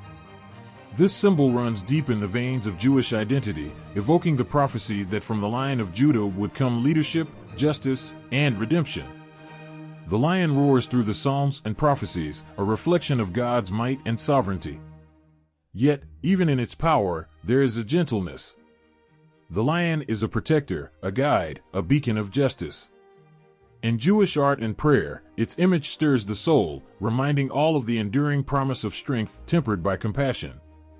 These three, the lamb, the dove, and the lion, are more than symbols, they are lifelines connecting the spiritual and the earthly, the divine and the human. Each carries its weight in the sacred stories, its role in the rhythm of rituals and the heart of prayers. They teach lessons in their silence, whispering truths that words cannot capture. The Lamb asks us to reflect on the cost of trust, the beauty of sacrifice, and the unwavering faith that can lead to deliverance. The dove calls us to seek peace, not just outwardly but within, to carry the olive branch even when storms rage around us. The lion inspires us to be courageous, to lead with strength, and to guard what is just and holy with unwavering resolve. Together, they weave a narrative of balance, of humility and power, of sacrifice and victory, of peace and perseverance. In their presence, one cannot help but feel the weight of timeless truths pressing gently but firmly on the heart, inviting reflection, action, and reverence. They are more than creatures, they are companions on the sacred path of faith. A lamb stands quietly in the meadow, its soft wool catching the sunlight, its eyes wide with an innocence that seems untouched by the world's harshness. To an onlooker, it is simply a lamb, a symbol of gentleness, meekness, and purity. But to those who understand its deeper meaning, it carries the weight of salvation itself. In Christian belief, the Lamb is not just a creature, it is a testament to love so profound it transcends understanding. The Lamb of God, Jesus, walked willingly into the depths of suffering for the sake of humanity. The image of the Lamb speaks of sacrifice, of a love so selfless that it bore the weight of sin for others. As the Passover lamb was slain to protect the Israelites in Egypt, so Jesus was offered as a sacrifice to redeem the world. Each time the Eucharist is celebrated, the Lamb is remembered, its gentle strength echoing through prayers and hymns. There is something profoundly moving in this image, a reminder that ultimate power lies not in force, but in selfless love and forgiveness. As the Lamb symbolizes sacrifice, the dove whispers peace. Its soft coo carries a message that resonates deep within the soul, the presence of the Holy Spirit, pure and unyielding, yet as tender as a breeze. The dove descended on Jesus during his baptism, a sign from heaven that God's Spirit was upon him. Its white feathers speak of holiness, its graceful flight a promise of guidance, and its presence a comfort in moments of doubt. The dove is often depicted bringing hope, carrying an olive branch after the flood, signaling a new beginning for Noah and his family. In the heart of Christian tradition, it embodies the gentle yet transformative power of God's Spirit. It doesn't command or force, it heals, it inspires, and it gives life where there was none. Watching a dove glide across the sky can feel like witnessing a fragment of heaven itself, a reminder that even in chaos, there is hope, and in stillness, there is peace. And then there is the serpent, a figure that winds its way through Scripture with an entirely different weight. The serpent first appeared in the Garden of Eden, where its cunning words led to humanity's fall. It slithered into the trust between God and his creation, injecting doubt and temptation. The serpent's presence is a stark reminder of sin, of deception, and the constant struggle between good and evil. Yet, the serpent is not just a symbol of darkness. It also serves as a warning, a call to vigilance. In the wilderness, Moses lifted up a bronze serpent on a pole, and those who looked upon it were healed of their afflictions. Even in its cursed form, the serpent became a sign of redemption, foreshadowing the ultimate sacrifice of Jesus on the cross. This duality, the serpent as both deceiver and healer, adds layers to its meaning, reflecting the complexity of human choices and the ever-present need for grace. These three, the lamb, the dove, and the serpent, each hold their place in the Christian story. They are not mere symbols, they are reflections of the human soul, of its light and its shadows. The lamb reminds us of the cost of love, the dove of the promise of peace, and the serpent of the constant need for awareness and redemption. Together, they weave a narrative that stirs something deep within, a blend of comfort and unease, of serenity and urgency. They invite reflection, not just on the stories they represent, but on the choices they challenge us to make. To choose sacrifice over selfishness, peace over chaos, vigilance over complacency. Their voices are soft yet insistent, guiding and warning, comforting and challenging. In the end, they remind us of the profound beauty and fragility of faith, a faith that can heal wounds, lift burdens, and light the way, even in the darkest moments. The sun blazed fiercely over the Arabian sands, painting the horizon in hues of gold and fire. Amid this vast expanse, a camel moved with deliberate grace, its every step a testament to endurance, its frame carrying the burdens of both man and history. The camel is no ordinary creature, it is a lifeline, a companion, and in the context of Islam, a profound symbol of divine wisdom and mercy. The Prophet Muhammad, peace be upon him, spoke of the camel's significance, urging believers to observe its creation. In its resilience, there is a lesson; in its steadfastness, an echo of patience. The camel, often called the ship of the desert, was not just a means of survival in a harsh environment. It was a symbol of gratitude, a reminder to acknowledge the blessings provided by Allah. Its every movement seemed to mirror the humility and trust one must carry on the journey of life, where challenges are inevitable but the provisions of the Creator are constant. Then there was the horse, a creature of unparalleled strength and beauty, its gallop a thunderous symphony of power and grace. Horses held a special place in Islamic tradition, revered for their role in history and their connection to the Prophet. The Prophet's steed, Al-Burak, was said to have carried him on his miraculous night journey, the Isra and Miraj, soaring beyond the earthly realms. The horse, with its untamed spirit and unwavering loyalty, became a symbol of courage and devotion, embodying the qualities that define a believer's heart in the face of adversity. Horses were companions on the battlefield, carrying warriors who defended their faith with honor and dignity. The sound of their hooves resonated like the heartbeat of those who rode them, strong and steady, even in the face of overwhelming odds. They were more than animals, they were partners in a divine mission, their strength a mirror of the unyielding determination to uphold truth and justice. And then there is the cow, mentioned with reverence in the Quran, particularly in Surah Al-Baqarah. The story of the cow is one of obedience and faith. When the Israelites were commanded to sacrifice a cow, they hesitated, questioning and delaying the simple act of trust in Allah's command. The lesson of the cow transcends its physical form, serving as a reminder of the perils of overthinking and the beauty of submission to the Creator's will. The cow is also a symbol of sustenance and provision. Its milk, meat, and labor sustain life, and its presence in Islamic teachings underscores the importance of treating animals with kindness and respect. In the way it nurtures and provides, the cow reflects the boundless mercy of Allah, who ensures that all creatures are cared for, even in the simplest of ways. These animals, the camel, the horse, and the cow, each carry a profound message woven into the fabric of Islamic tradition. They are reminders of the Creator's wisdom, reflected in the intricate design of their existence. The camel's endurance speaks to the patience required in life's trials, the horse's strength inspires courage in the pursuit of righteousness, and the cow's role in sustenance teaches gratitude and trust. In their quiet presence, there is a resonance that stirs the soul. Their stories, as told in the teachings of Islam, are not just about their physical forms, but about the values they embody: humility, courage, obedience, and mercy. To observe them is to reflect on life itself, on the interconnectedness of all creation, and on the divine guidance that shapes every step of the journey. In the stillness of a sunlit pasture, the gentle cow grazes, her presence exuding a quiet reverence that transcends her earthly form. In Zoroastrianism, she is far more than a creature of flesh and bone, she is a symbol of life itself, a sacred embodiment of purity and sustenance. Her milk nourishes, her labor aids, and her very existence serves as a testament to the interconnectedness of all creation under Ahura Mazda's divine light. The cow, or Gush-Irvin as she is known in ancient texts, holds a soul. Her essence is woven into the fabric of the world, representing the nurturing spirit that sustains all living beings. In the Zoroastrian creation story, she was among the first creations, her presence meant to feed and protect the burgeoning life of the earth. Her purity is not just physical but spiritual, a reminder of the sacred duty to care for all creatures and to honor the gifts they provide. The cow's milk, likened to a divine nectar, nourishes the body, but it is her gentle demeanor that nourishes the soul. Her gaze, calm and steady, reflects the stillness of a heart aligned with the natural order.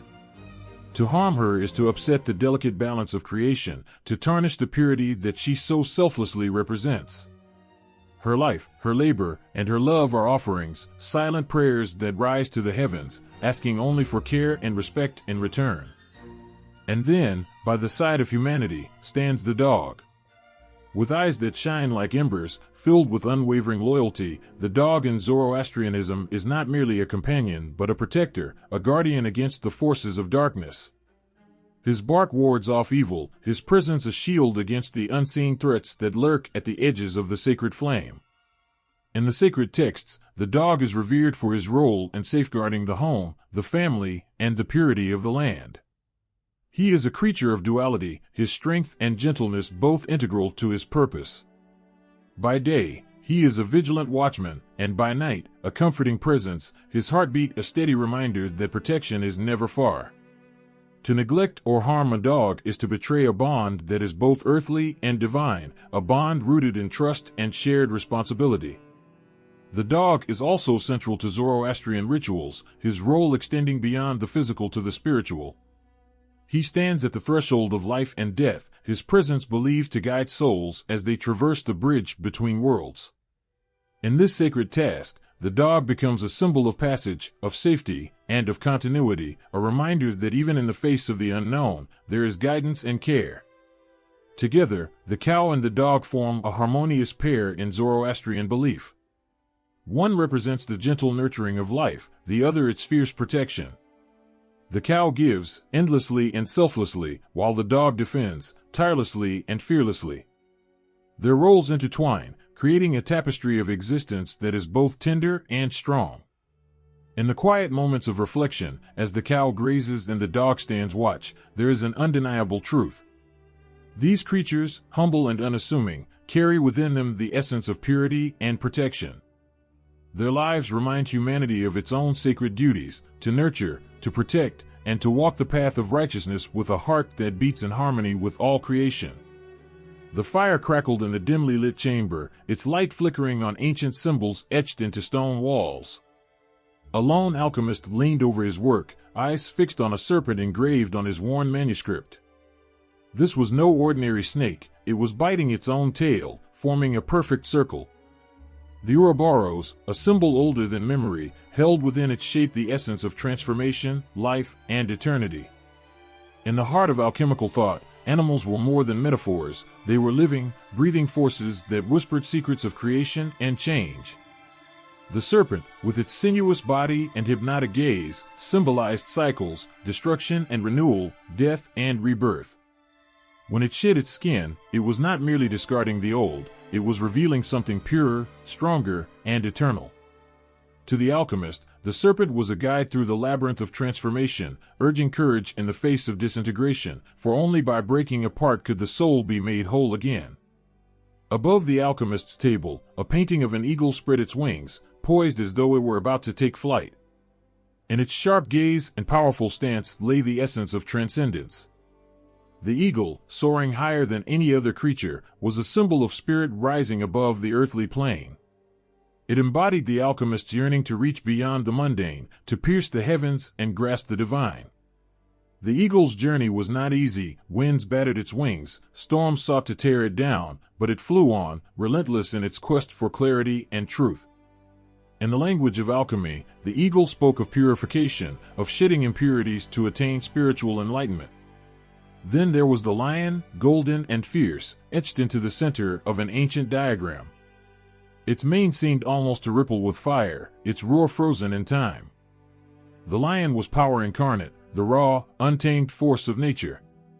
It was not merely strength, but the courage to embrace the chaos of transformation. To the alchemist, the lion represented the fiery energy needed to break apart base metals and unlock their potential to become gold. But its meaning ran deeper, it was the ferocity within every human spirit, the unyielding will to transform even when faced with the unknown. The lion taught that transformation required not just strength, but trust in one's own power to endure. Each animal held a piece of the great alchemical puzzle. The serpent showed the eternal nature of change, the eagle reminded the soul to reach ever higher, and the lion infused the journey with strength and courage. Together, they formed a trinity of symbols, their meanings intertwined like threads in a tapestry. The alchemist paused, staring into the glowing embers of his fire. He thought of the serpent's endless circle, the eagle's soaring flight, the lion's fearless roar. These were not mere symbols to him. They were alive, present in every bubbling potion and every chant whispered in the dark. They were his teachers, his guides through the intricate dance of destruction and creation. In their forms, he saw himself, shedding, rising, roaring, transforming. A lone figure walked under the silver light of a crescent moon, their shadow stretching across the cobblestones. From the corner of their vision, a black cat slinked silently through the darkness, its yellow eyes glowing like embers. The air seemed to hum with unspoken energy, as though the night itself held its breath. To some, the cat's presence might feel ominous, a silent herald of misfortune, but to others, it was a companion, an ally in the mysteries of the unseen. The black cat has long been entwined with tales of the occult, its sleek form and piercing gaze a symbol of otherworldly knowledge. In the flickering light of medieval fires, whispers grew about these enigmatic creatures. They were thought to be familiars, spirits who aided witches in their craft, slipping through the veil between worlds with ease. Villagers would shudder as black cats darted across their paths, convinced they were conduits for dark forces. But to those who understood, the cat was no agent of evil, it was a keeper of secrets, its silent steps a reminder of the unseen powers that thread through life. High above, a bat swooped low, its leathery wings cutting through the night like whispers of ancient truths. In its erratic flight, many saw chaos, a creature that danced in the shadows and seemed to belong to neither the earth nor the sky. Bats became symbols of transformation, creatures at home in the dark, embodying the fear and fascination humans have for the unseen. In tales of witchcraft, bats were thought to carry messages from the spirit world, their nocturnal nature aligning them with the moon's mystical pull.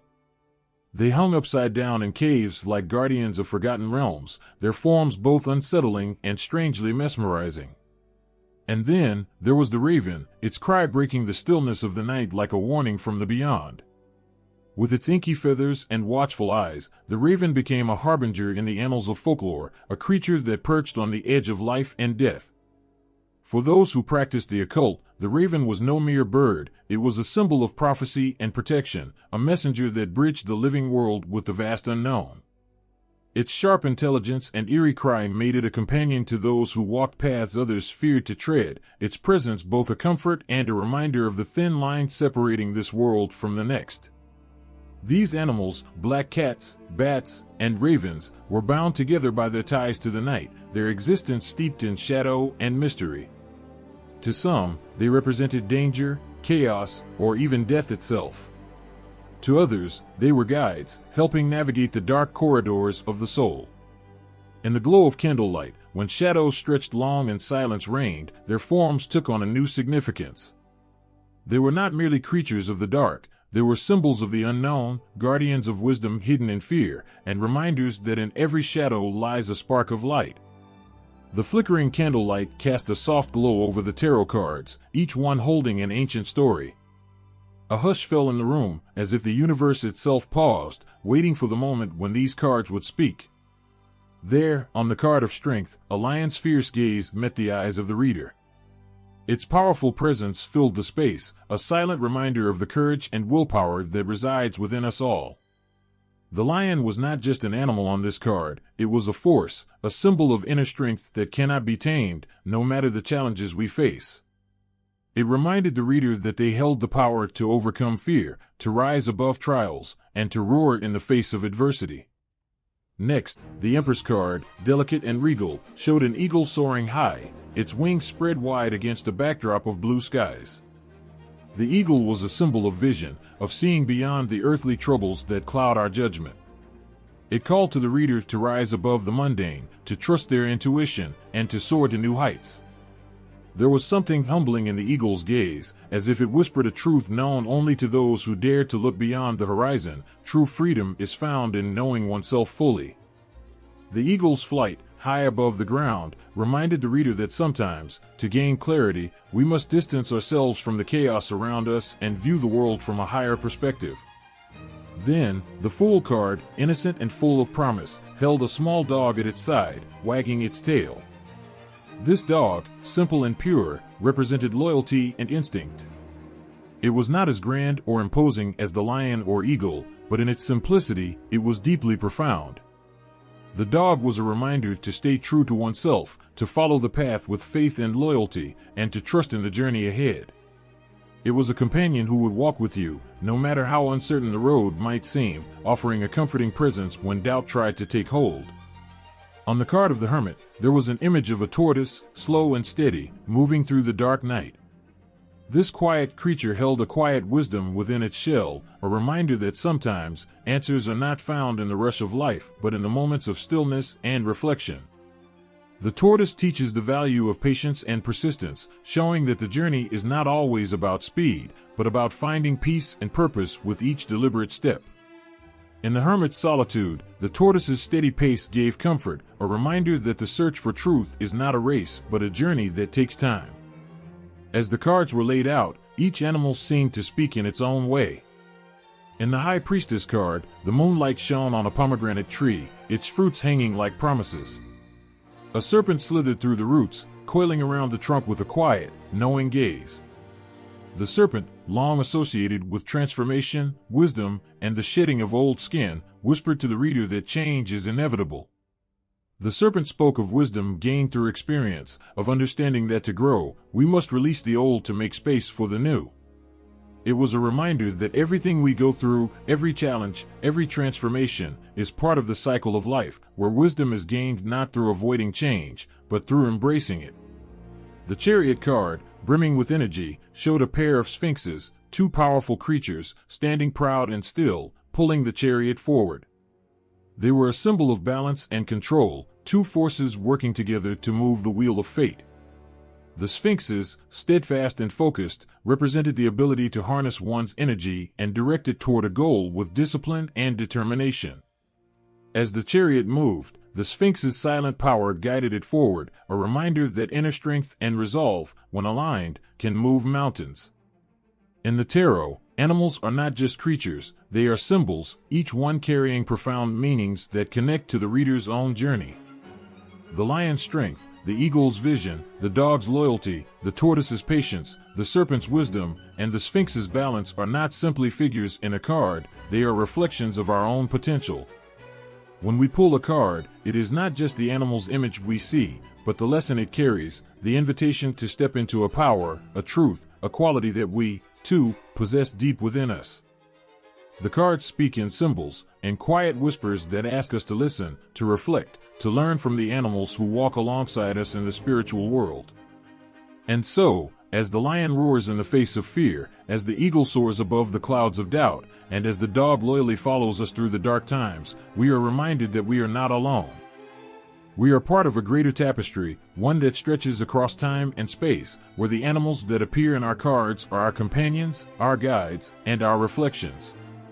Each animal, with its unique symbolism, serves as a mirror to our own strengths, challenges, and growth. The tarot is not just a deck of cards, it is a living, breathing connection to the mysteries of the world, where the spirits of the lion, the eagle, the dog, the tortoise, and the serpent remind us that we hold within us the power of transformation, vision, loyalty, patience, wisdom, and balance. They are the guardians of our journey, waiting for us to see them, to listen to them, and to recognize the profound wisdom they offer. In the quiet of the forest, beneath the shadow of ancient trees, a howl echoes through the night, a raw, primal sound that carries with it a message. It's not just the cry of a wolf. It's a call, a presence. It's the voice of a spirit guide, reaching out across the veil to remind you that you are not alone. There is a protector in the woods, watching over you, guiding your steps through the darkness. The wolf's call, wild and free, speaks of strength, loyalty, and the deep connection between all living things. Wolves are not just creatures of the wild, they are messengers from the spirit world. Their power lies not only in their sharp teeth or their fierce independence, but in their deep, unbreakable bond with the pack. They are the embodiment of loyalty, leadership, and the wisdom that comes from working together toward a common goal. When the wolf steps into your life, it is a reminder to trust your instincts, to find your pack, and to walk with others who share your path. It is a call to strength, but also to unity, a call that, no matter how solitary you may feel, you are part of a greater whole. But the wolf is not alone in its role as a spirit guide. Enter the bear, heavy with the wisdom of the ages. The bear's footsteps are deliberate, powerful, as it moves through the forest with an air of calm assurance. It is a protector, a teacher, offering lessons in strength, courage, and introspection. Bears live in the world between the waking and the dreaming, hibernating through the cold months to emerge with renewed power. They are the embodiment of transformation, showing us that rest, introspection, and rejuvenation are as important as action.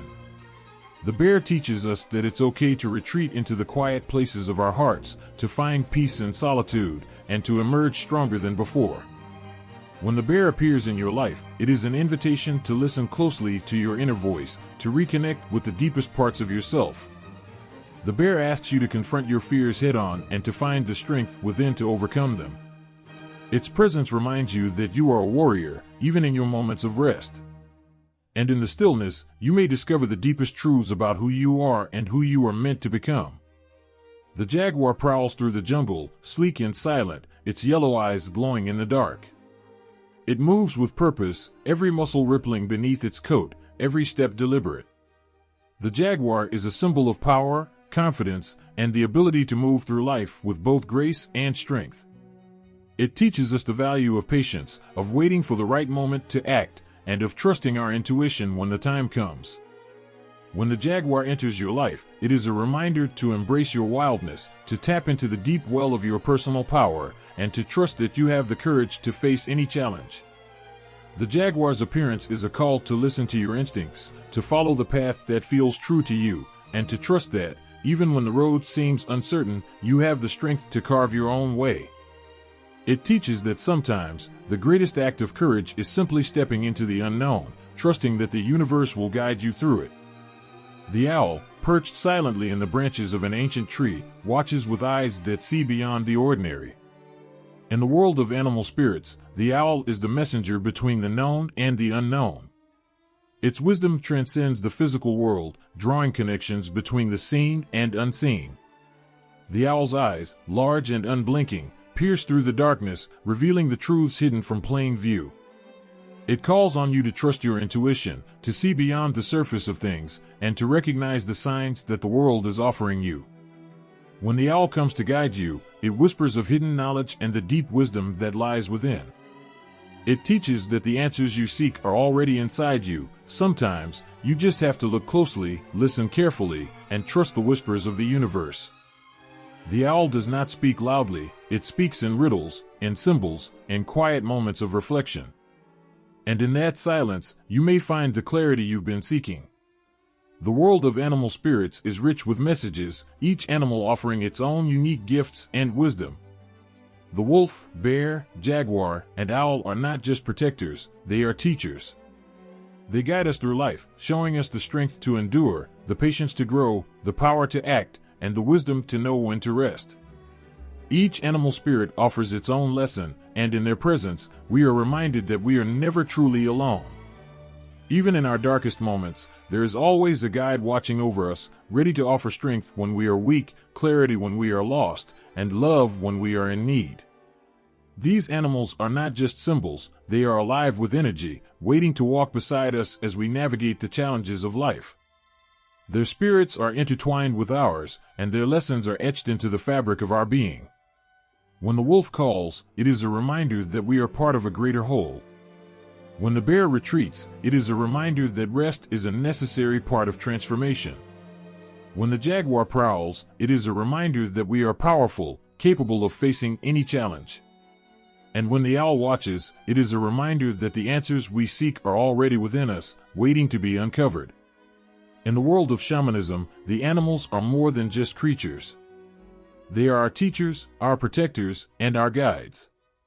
Through their eyes, we learn to see the world in new ways, and through their actions, we learn to find our own strength, wisdom, and power. The animals are with us, not just in the physical world, but in the spiritual realm, walking beside us as we navigate the complexities of our lives. In their presence, we find solace, clarity, and the deep understanding that we are never truly alone. The lion's roar echoed across the hills, shaking the earth beneath, a mighty sound of both power and majesty. There, in the wild heart of the forest, its golden mane gleamed in the setting sun, eyes fierce and unwavering. The lion stood as a symbol of hope and strength, an image of Christ that stirred the soul of all who beheld it. It was not just a beast of the earth, it was the embodiment of divine courage, a reminder of the eternal king who would one day return to claim his kingdom. To medieval Christians, the lion was no mere creature, it was a living representation of Christ's divine rule over the world. It wasn't just a king of beasts, it was the King of Kings. Its courage and power mirrored the strength of the Savior, who faced the darkness of the world without fear. The lion's mane, flowing like the righteousness of God, caught the light of the sun, much like Christ, whose radiance brought light to the world. In its eyes, those who truly believed saw Christ's gaze, steady and full of unwavering love, even in the face of danger. But with this image of nobility and righteousness, there was also the shadow of something far darker, far more treacherous. The wolf, crouching in the underbrush, its eyes glistening with a hunger that reached far beyond mere hunger for flesh, was the antithesis of the lion. It was a creature of deceit, a predator of the soul, representing the ever-present threat of sin. The wolf's presence in medieval Christian thought was enough to send shivers down the spine. It was no innocent animal of the forest, it was the symbol of all that was evil and corrupt in the world.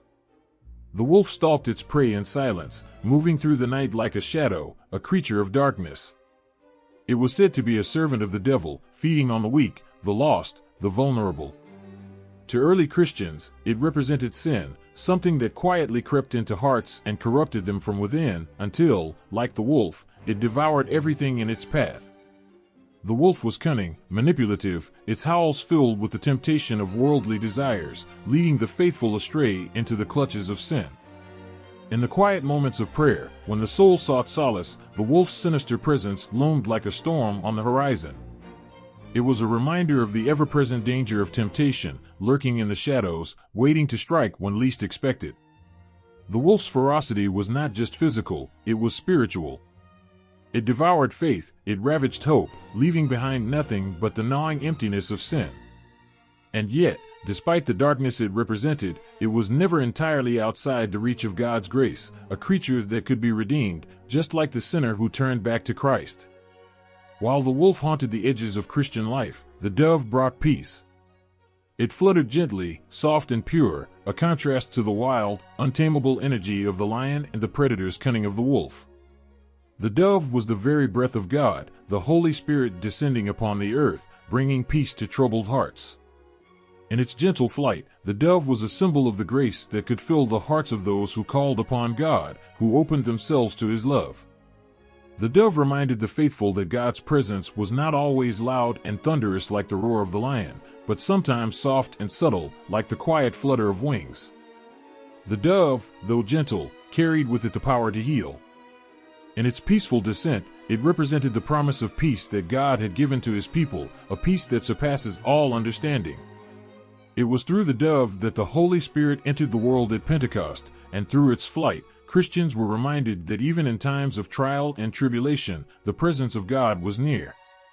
The dove was purity, it was innocence, and it was the link between heaven and earth, a reminder that God was watching over His people, bringing them the peace that they so desperately needed. The lion, the wolf, and the dove, three animals that stood as living symbols in medieval Christianity, embodied the eternal struggle between good and evil, light and darkness, salvation and sin. The lion, the powerful protector, stood as a beacon of Christ's strength and majesty, His unwavering commitment to saving humanity from the power of death. It was a roaring call to action, a call to follow the way of righteousness, to stand firm in the face of adversity, to live with courage.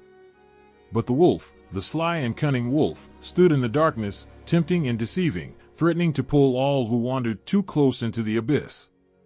Its presence was a warning, a reminder that sin was always lurking, that one misstep could lead the soul astray. Yet, like the wolf, the sinner was never beyond redemption. The wolf, too, had the potential to turn from its dark ways and seek the light. And, in its own way, it served as a reflection of humanity's struggle, our constant battle between our better nature and our baser instincts. Then there was the dove, the soft, graceful symbol of peace. It was a reminder that no matter how loud the lion roared or how dark the wolf howled, God's grace was always present, ready to bring healing and comfort to the troubled heart. The dove was the quiet whisper of hope, the subtle presence of God's love, bringing comfort to those who sought his peace. In the medieval Christian imagination, these animals weren't just creatures, they were metaphors, reflections of the deepest truths about the human soul. They spoke of power and temptation, of peace and the struggle for righteousness. And as their symbols were depicted in churches, in stained glass windows, and in the hearts of the faithful, they became a part of the spiritual fabric of the time, reminding everyone who saw them that the world was filled with forces both good and evil, but that in the end, the Lion of Christ's love would always triumph over the darkness. The lion's gaze, fierce and unyielding, meets the viewer's eye from the canvas, its golden mane a swirl of strength and courage. It's not just an animal. It's power incarnate. It carries the weight of centuries, standing as a symbol of royal authority and divine power. In the world of Renaissance art, animals were more than mere creatures, they were vessels of meaning, living metaphors stitched into the fabric of human understanding. The lion here is not just a beast, but a reflection of human aspirations, of courage, kingship, and the pursuit of higher knowledge. Across from it, the eagle spreads its wings, soaring high above a world that looks infinitely small beneath its majesty. The bird's sharp eyes pierce the sky, as though it could see the very soul of the world below. To the Renaissance mind, the eagle symbolized not just freedom, but a lofty intellect, a bird that soared in the spiritual heavens, beyond the reach of earthly matters.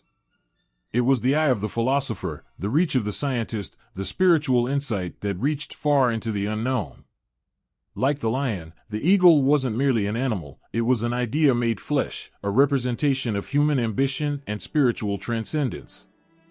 These animals in Renaissance art weren't just painted in beautiful, intricate detail, they carried with them layers of meaning that could speak to the viewer's deepest desires and fears.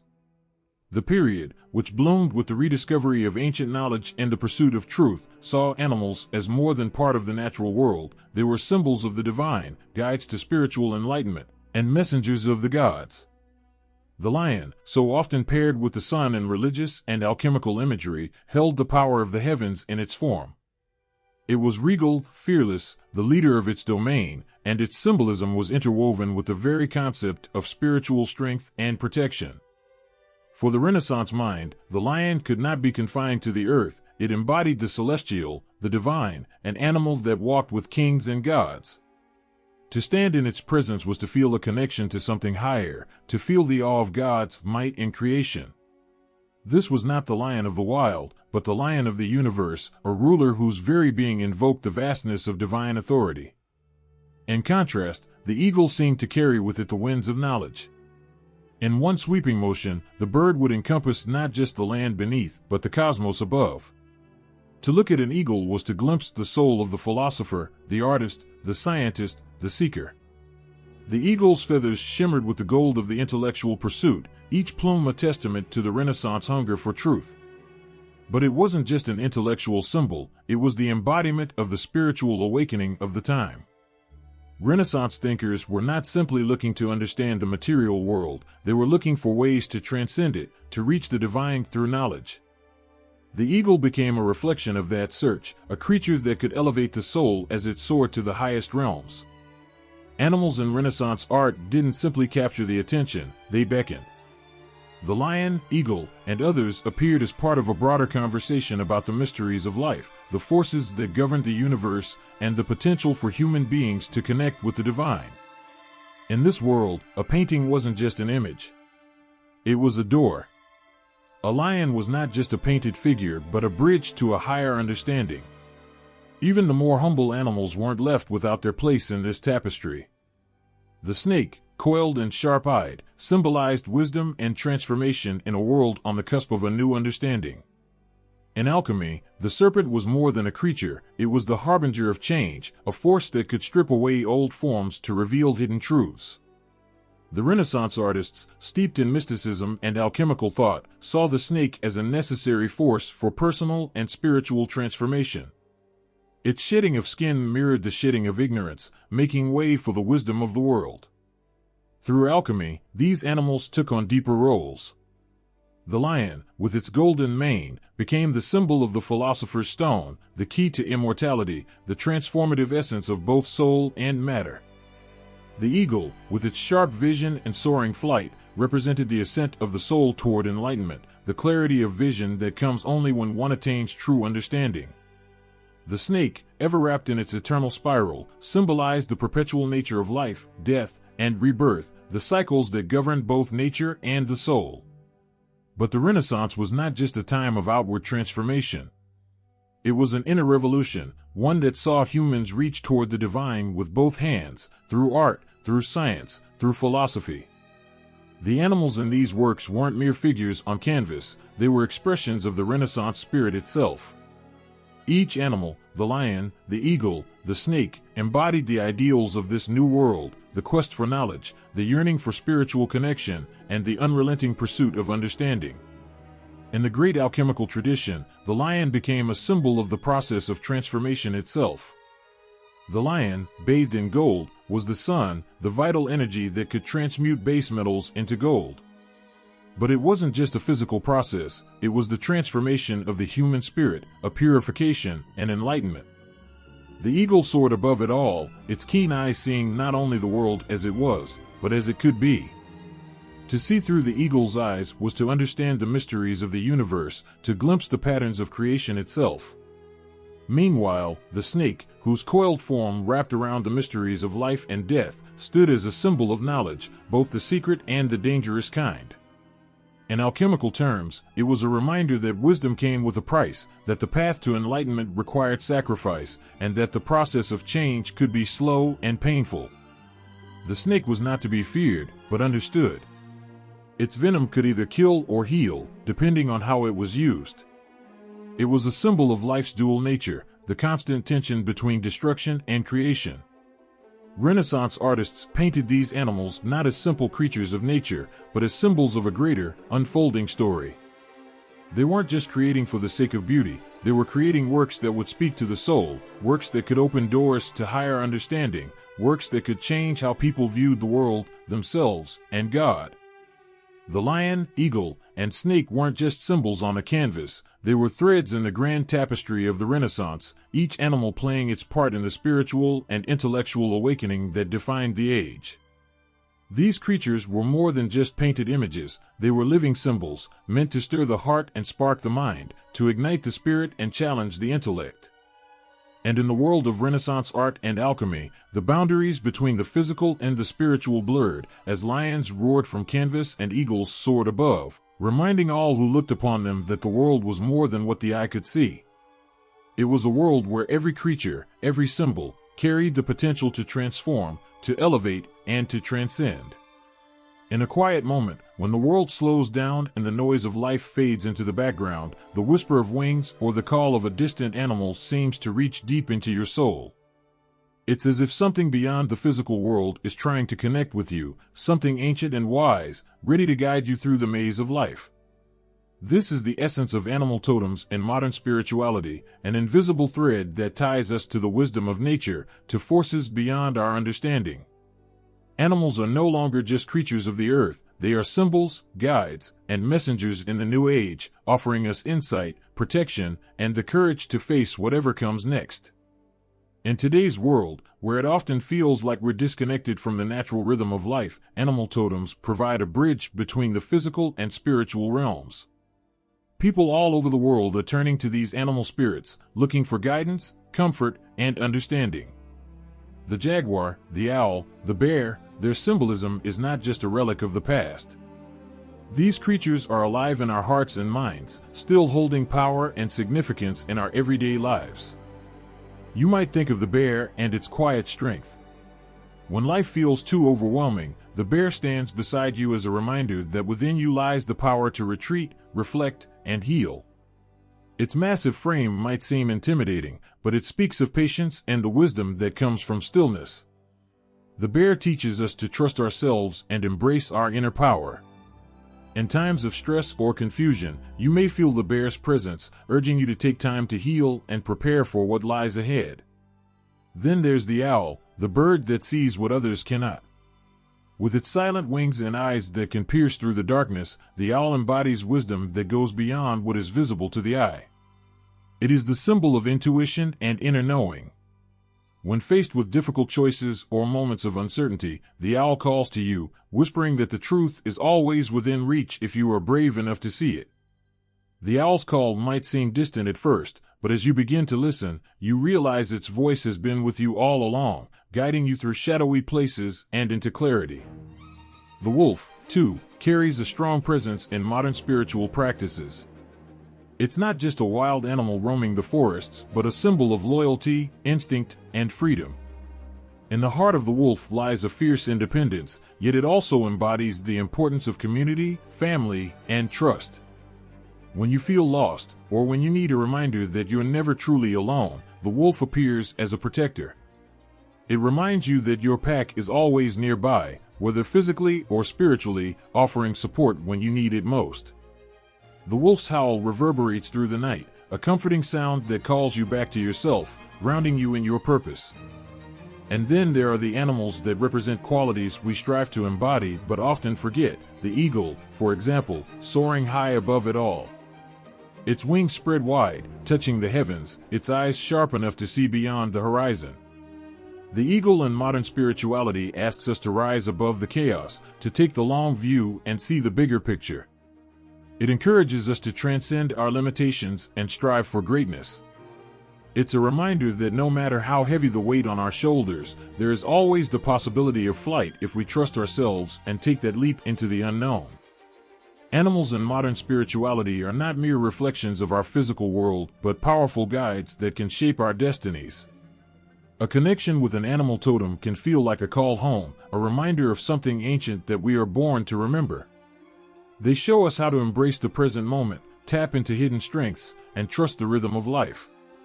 Whether it's the silent wisdom of the owl or the gentle strength of the bear, these animals hold a mirror to our own souls, reminding us of who we are and who we can become. As people grow more disconnected from nature, the role of animal totems has never been more important. They offer us a way to reconnect, to our roots, to the earth, and to the wisdom that exists beyond human understanding. The urban sprawl, the rush of technology, the noise, it can all cloud our minds. But the moment we tune in, we realize that the animals are always there, waiting for us to listen, ready to show us the way. Imagine the snake shedding its skin, a symbol of transformation. In modern spirituality, the snake is a powerful reminder that we, too, can shed our old selves and rise anew. It is the embodiment of change, growth, and healing. And in a world that constantly demands that we evolve, the snake shows us that reinvention is not something to fear, but something to embrace. And then there's the butterfly, often considered a totem of spiritual growth. The butterfly reminds us that transformation is a journey, not a destination. Its delicate wings, so fragile yet so powerful in their flight, echo the process of change we all must undergo.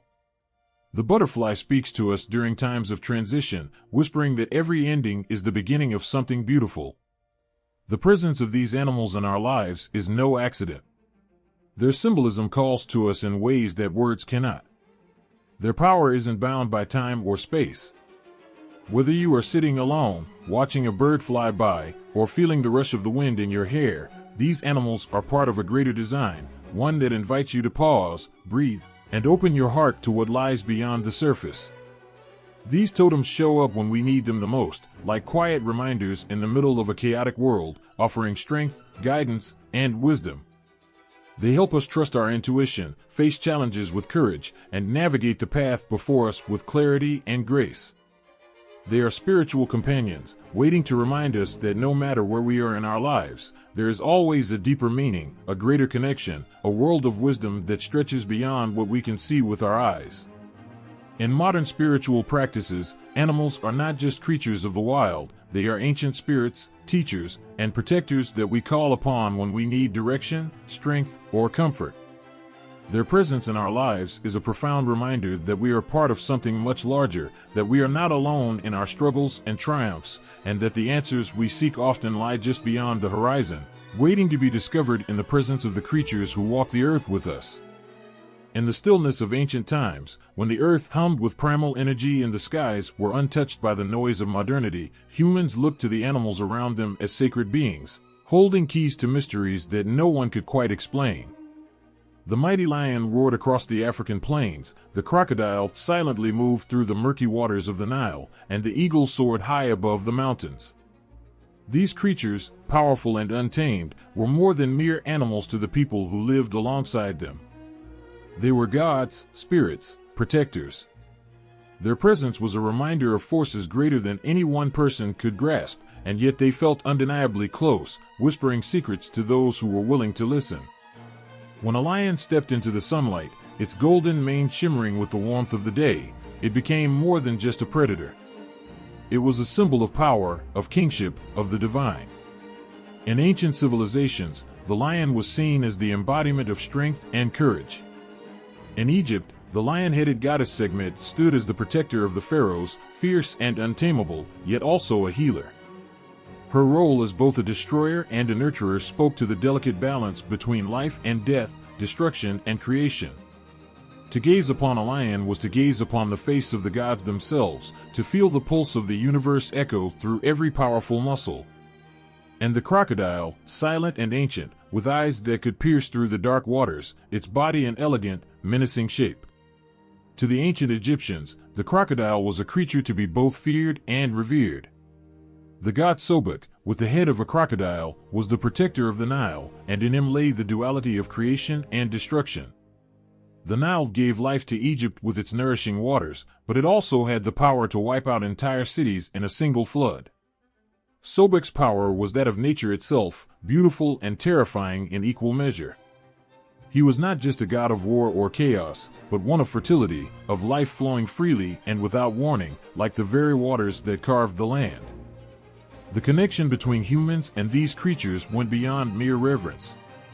In ancient cultures, animals were thought to carry messages from the divine, to embody traits that people aspired to. The lion was not just a symbol of raw strength, it was a call to embody the courage and authority of a king, to stand tall in the face of adversity and to fight for what was right. When a person stood before the lion, they could feel its presence in their bones, a reminder that they, too, carried within them the spark of the divine. And so, the worship of these creatures spread through the ages. The ancient world did not just admire animals, they celebrated them as divine beings, as protectors of life and harbingers of spiritual wisdom. The lion, revered for its power, became a symbol of the sun itself in many cultures. The roaring beast, both majestic and terrifying, stood as a reminder of the unstoppable force of nature that could bring forth both light and darkness. In India, the tiger was worshipped with equal reverence. The majestic big cat was seen as a symbol of power, but also of spiritual wisdom.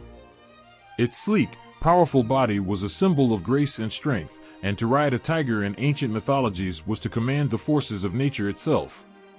The tiger was a reflection of the inner strength one could achieve by conquering fear and mastering the self. The crocodile, too, continued to hold deep meaning.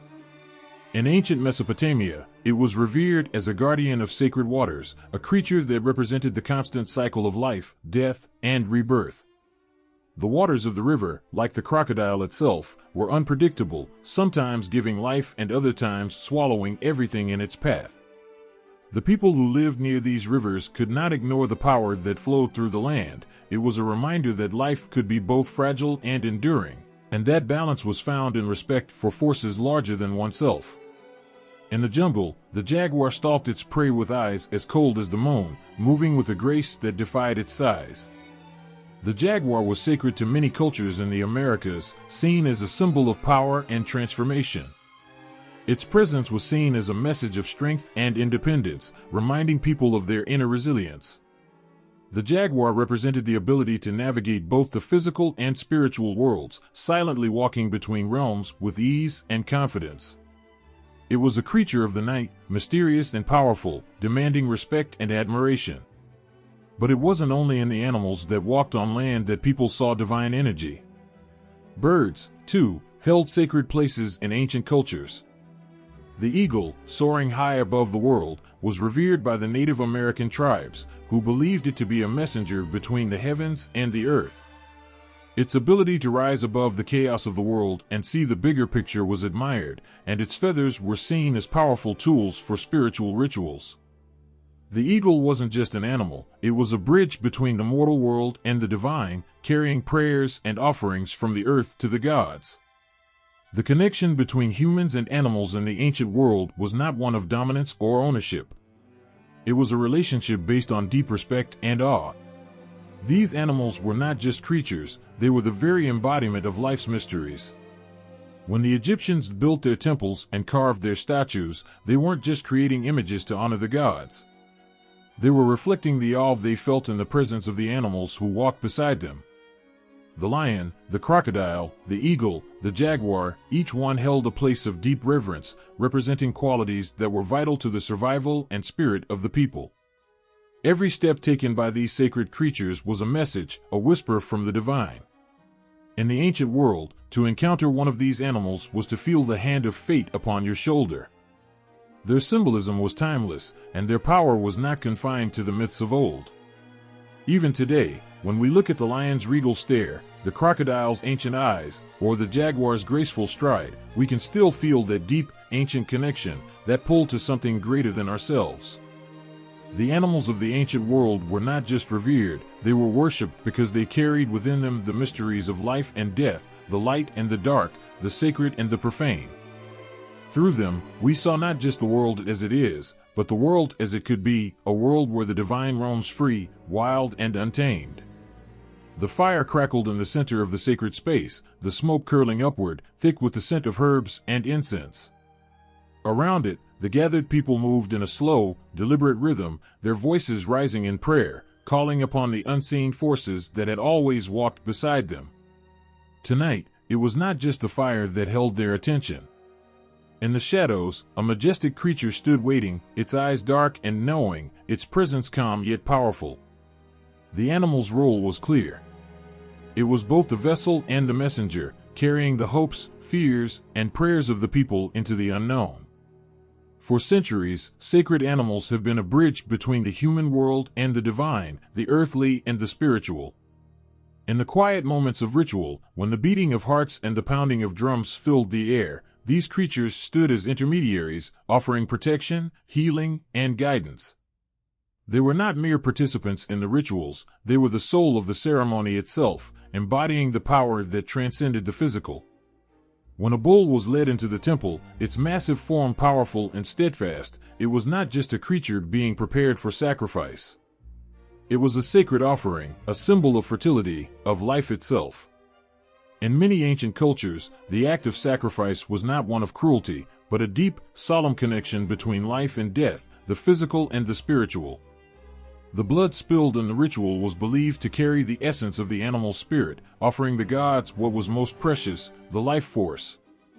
In return, the people believed that the gods would bless their lands with fertility, bring health to their bodies, and provide the protection they so desperately sought. The bull's strength, its fierce loyalty to the land, was transferred to those who partook in the ritual. They stood as one with the gods, for the blood of the animal was now part of them. Similarly, the role of sacred animals in healing rituals cannot be overstated. In places where the land was unforgiving, where sickness and disease ravaged the population, it was believed that certain animals carried the power to heal.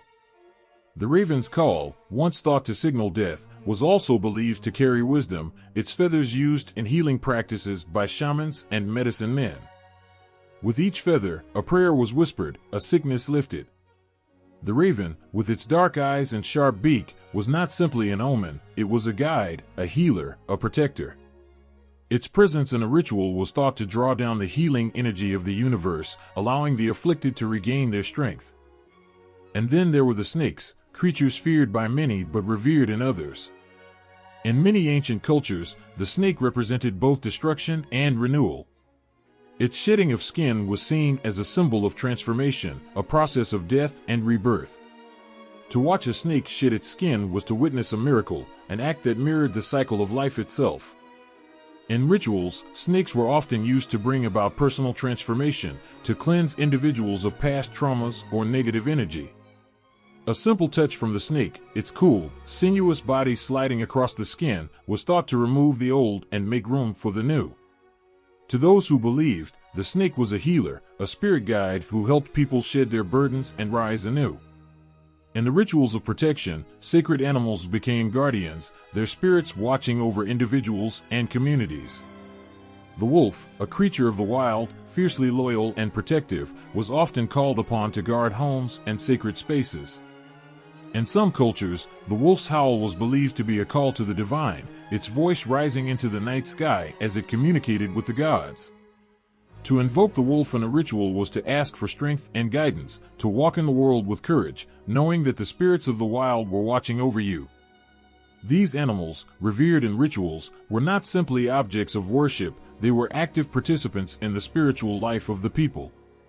In the stillness of the night, when the ceremonial fire had burned low and the prayers had quieted, it was the animals that held the power to turn the tide. Their eyes held ancient knowledge, their instincts guided the way. It was in the presence of these creatures that people found not just physical healing, but a spiritual awakening. Through the sacred rituals that involved these animals, they understood that the line between life and death, health and sickness, light and dark, was not always as clear as they had once believed. It was in the merging of the physical and the spiritual that they found true power. In some rituals, the connection with sacred animals was believed to extend beyond the physical realm and into divination. The movements of birds in the sky, the way a serpent slithered across the earth, or the patterns made by the wings of an eagle were all seen as messages. The flight path of a bird, the angle of its wings, was interpreted as a sign from the divine, a warning, a blessing, a call to action.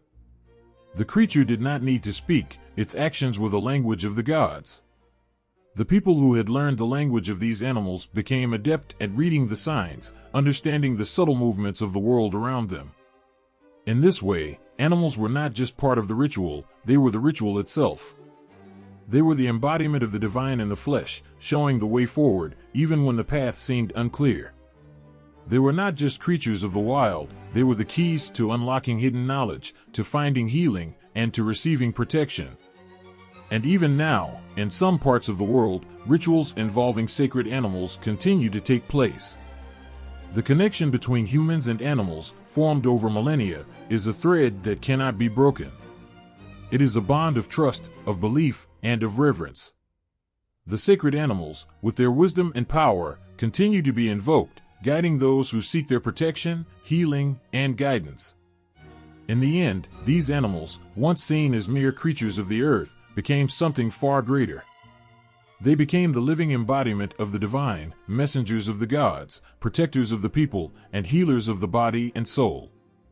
Through the rituals that honored them, the sacred animals left an indelible mark on the hearts of all who partook in their power.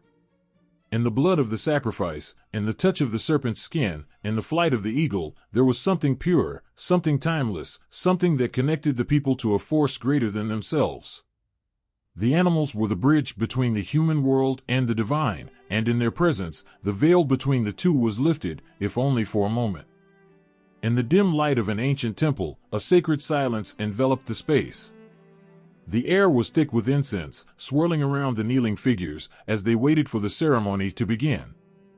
At the heart of it all stood an animal, its eyes wide with calm understanding, its fur glistening under the flickering candlelight.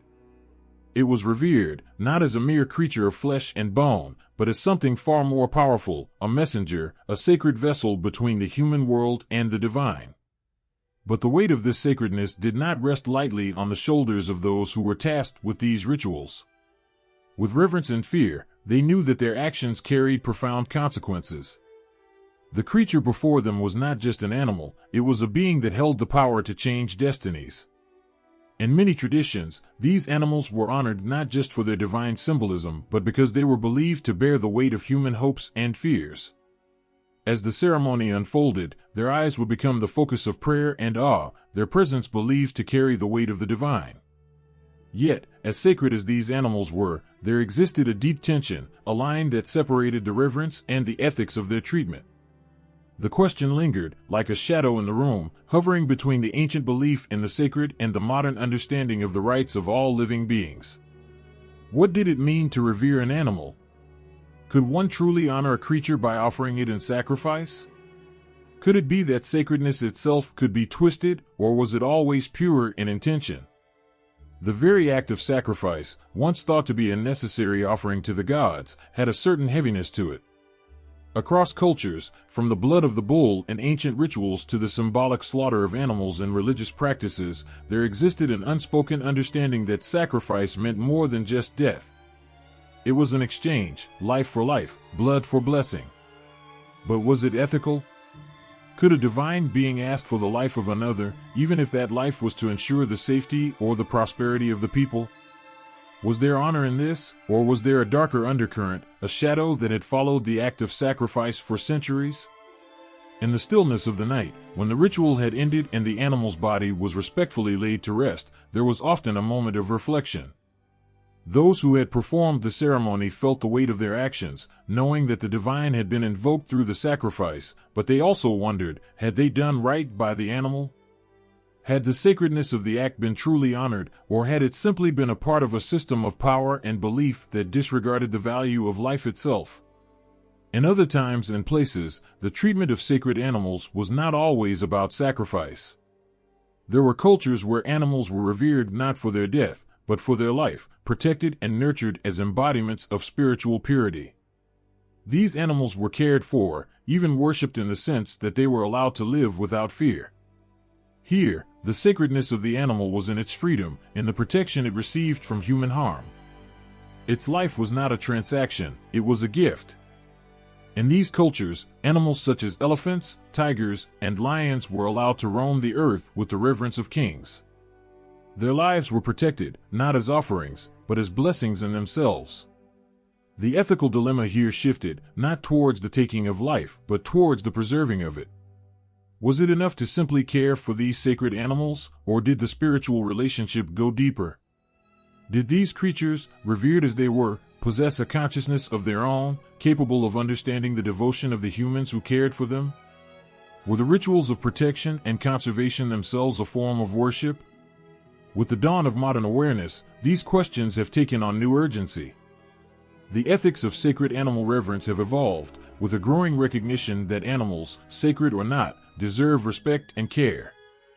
In a world increasingly aware of the delicate balance of ecosystems, the idea that humans can be stewards of sacred animals, rather than simply their takers, has taken root.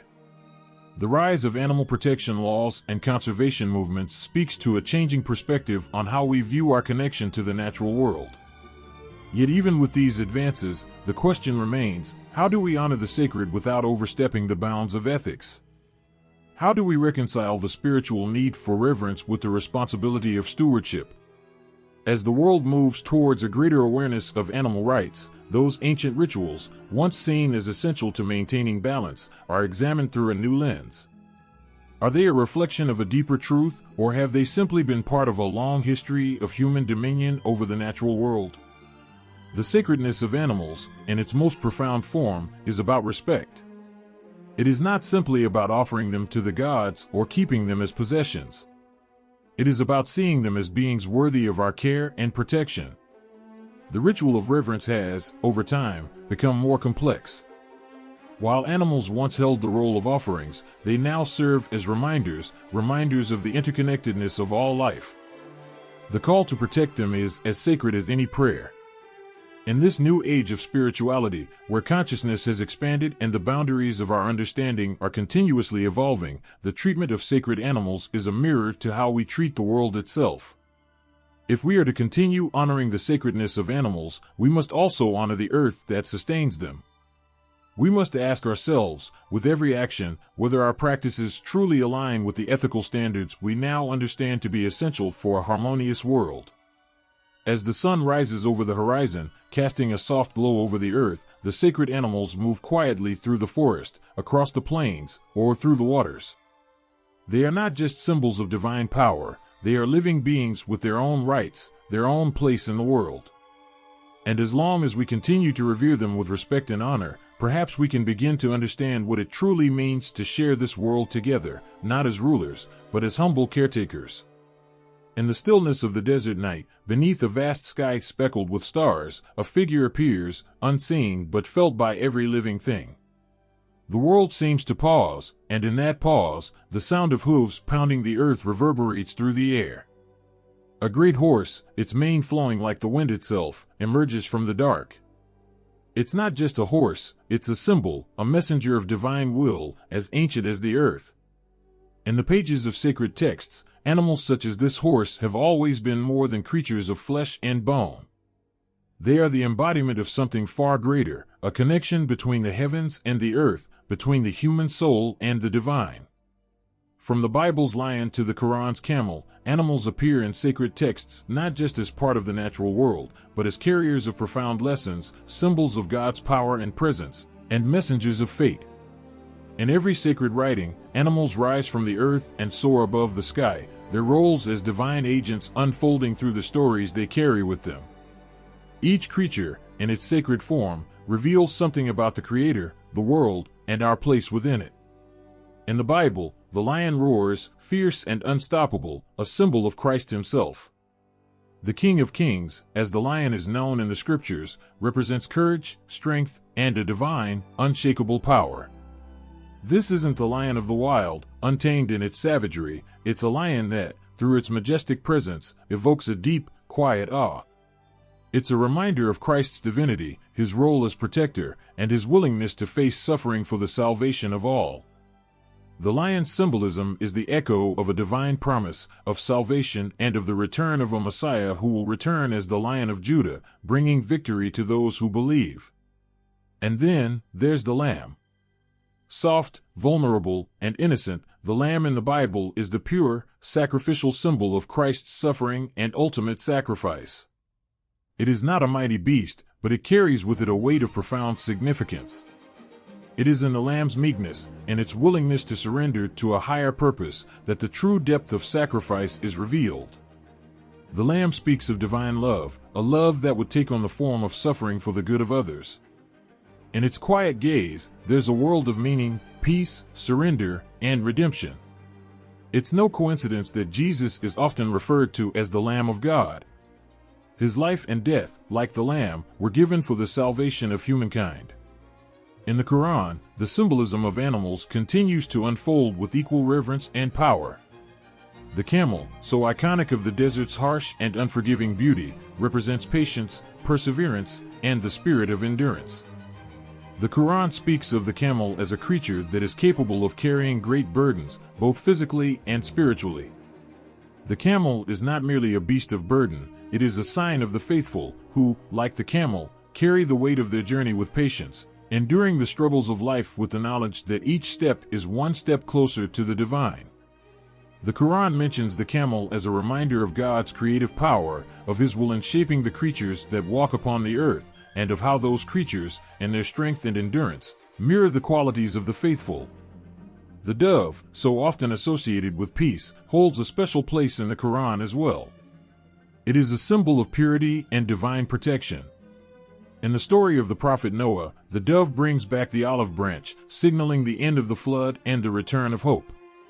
In this moment, the dove becomes not just a bird, but a harbinger of God's mercy, a sign that he will never again destroy the earth in such a way.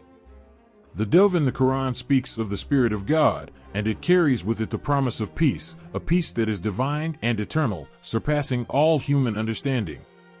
In the Bhagavad Gita, animals appear as both metaphors and realities in the vast narrative of cosmic duty. Here, the horse becomes a vehicle of transcendence. Arjuna's chariot, drawn by magnificent steeds, is not just a mode of transport, it's the means by which the soul rises above its earthly limitations. The horse, in its grace and strength, mirrors the inner journey of the human spirit, striving for wisdom, justice, and righteousness. As Arjuna listens to Krishna's teachings, it is on the backs of these noble animals that the path of Dharma unfolds, taking him from the darkness of confusion to the clarity of divine understanding. The elephant in Hindu mythology is another creature that carries a deep spiritual meaning. Ganesh, the elephant-headed god, is the remover of obstacles. His form, with its elephant trunk and massive ears, speaks to the wisdom that comes with listening, the strength that comes with patience, and the ability to clear the path for spiritual growth.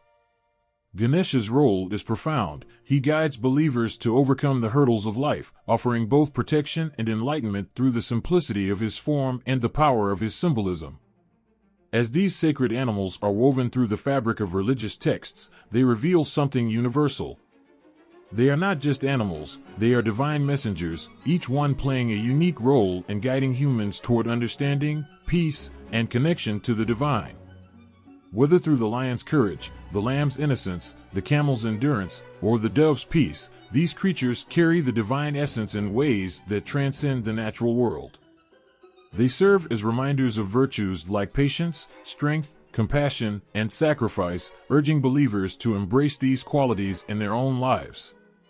Each animal, in its sacred context, is a living testament to the divine presence that surrounds us. When we encounter these creatures in the pages of religious texts, we are not just reading stories of the past, we are being reminded of the power of divine intervention in our own lives. These animals are more than symbols. They are teachers, protectors, and guides, leading us on a path that connects us to the heart of the divine. And in the quiet moments, when we reflect on these sacred creatures, we find that their lessons are still unfolding in the world around us. There is a sound, a quiet stirring in the night. It's the low growl of a wolf, distant but steady. In the darkness, a shadow crosses the moon. A great bird, its wings spanning the heavens, flies silently, its presence commanding the air. In another place, a serpent uncoils from beneath the earth, its eyes gleaming with ancient knowledge. These creatures are not just animals, they are symbols, living embodiments of ancient stories and beliefs.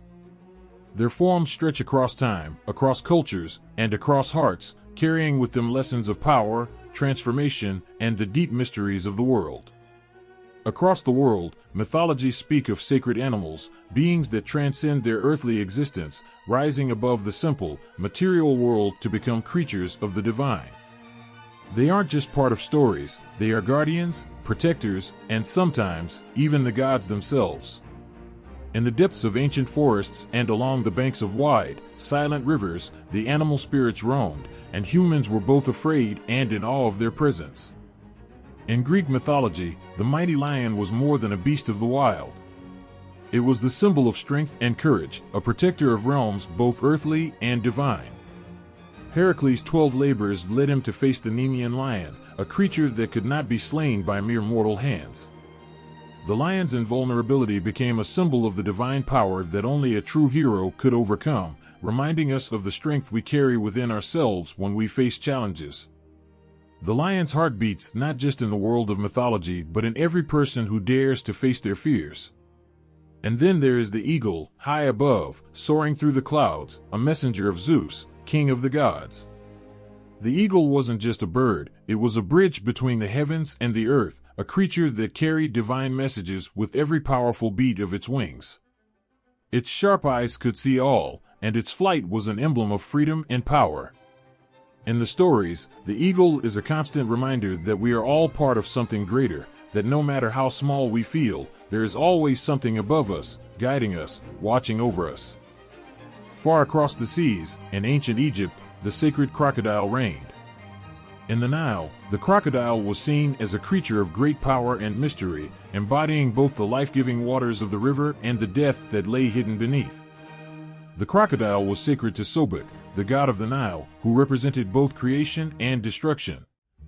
It was a symbol of the forces of nature that could both protect and destroy, reminding humanity of its place in the eternal cycle of life and death. The creature's silent presence in the water was a constant warning and a promise that in the dark, there is always something greater, something more powerful than we can understand. In Norse mythology, the wolf holds a place of terrifying significance. Fenrir, the great wolf, was destined to play a key role in the destruction of the gods at Ragnarok.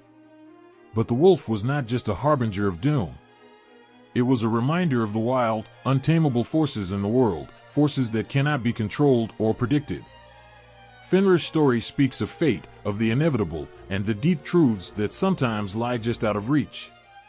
The wolf reminds us of the raw power of nature, of the chaos and destruction that is as much a part of the world as life itself. It teaches us that we, too, must face the wildness within us, the parts of ourselves that cannot be tamed. The serpent, winding and silent, slithers through the stories of nearly every culture. In the Garden of Eden, it was the serpent that offered knowledge, leading to the fall of humankind. Yet, in many other myths, the serpent is seen as a symbol of rebirth and healing. The snake sheds its skin, growing anew, and in this process, it carries with it the power of transformation. In Hinduism, the Naga, the serpent gods, symbolize the connection between heaven and earth, the guardians of treasures and secrets buried deep within the world. The serpent, both feared and revered, teaches the sacred art of shedding the old to embrace the new, of letting go in order to move forward. In Native American traditions, the bear is a creature of great spiritual significance. The bear, often seen as a protector and healer, is deeply connected to the earth. It represents strength, courage, and the wisdom that comes from living in harmony with nature. To see a bear in the wild is a moment of reverence, for it is a sign that the spirit world is near. The bear teaches humans to trust their inner strength and to live in balance with the world around them. It reminds us that even in times of solitude, we are never truly alone. The bear spirit watches over, ready to guide when we are lost. These sacred animals are not simply mythological figures, they are deeply embedded in the cultural and spiritual fabric of every society. They teach us about the world, about the divine forces that shape it, and about the human spirit. Whether they are creatures of the earth, sky, or sea, these animals are reminders of the divine truths that lie beneath the surface of everyday life. In the rich tapestry of folklore, the sacred animals are symbols that transcend time and geography. The fox, the owl, the horse, each one carries meaning that is as old as the human heart itself. These creatures are not just part of stories, they are the stories, carrying with them the wisdom of the ages.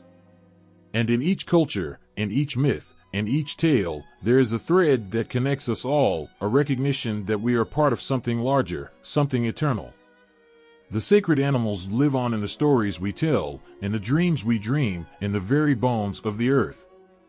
They carry with them the wisdom of the past, and when we listen closely enough, we can still hear their voices in the wind, the rustling of leaves, and the beating of our own hearts. In these creatures, there is a reminder, we are all connected, we are all part of the same great mystery.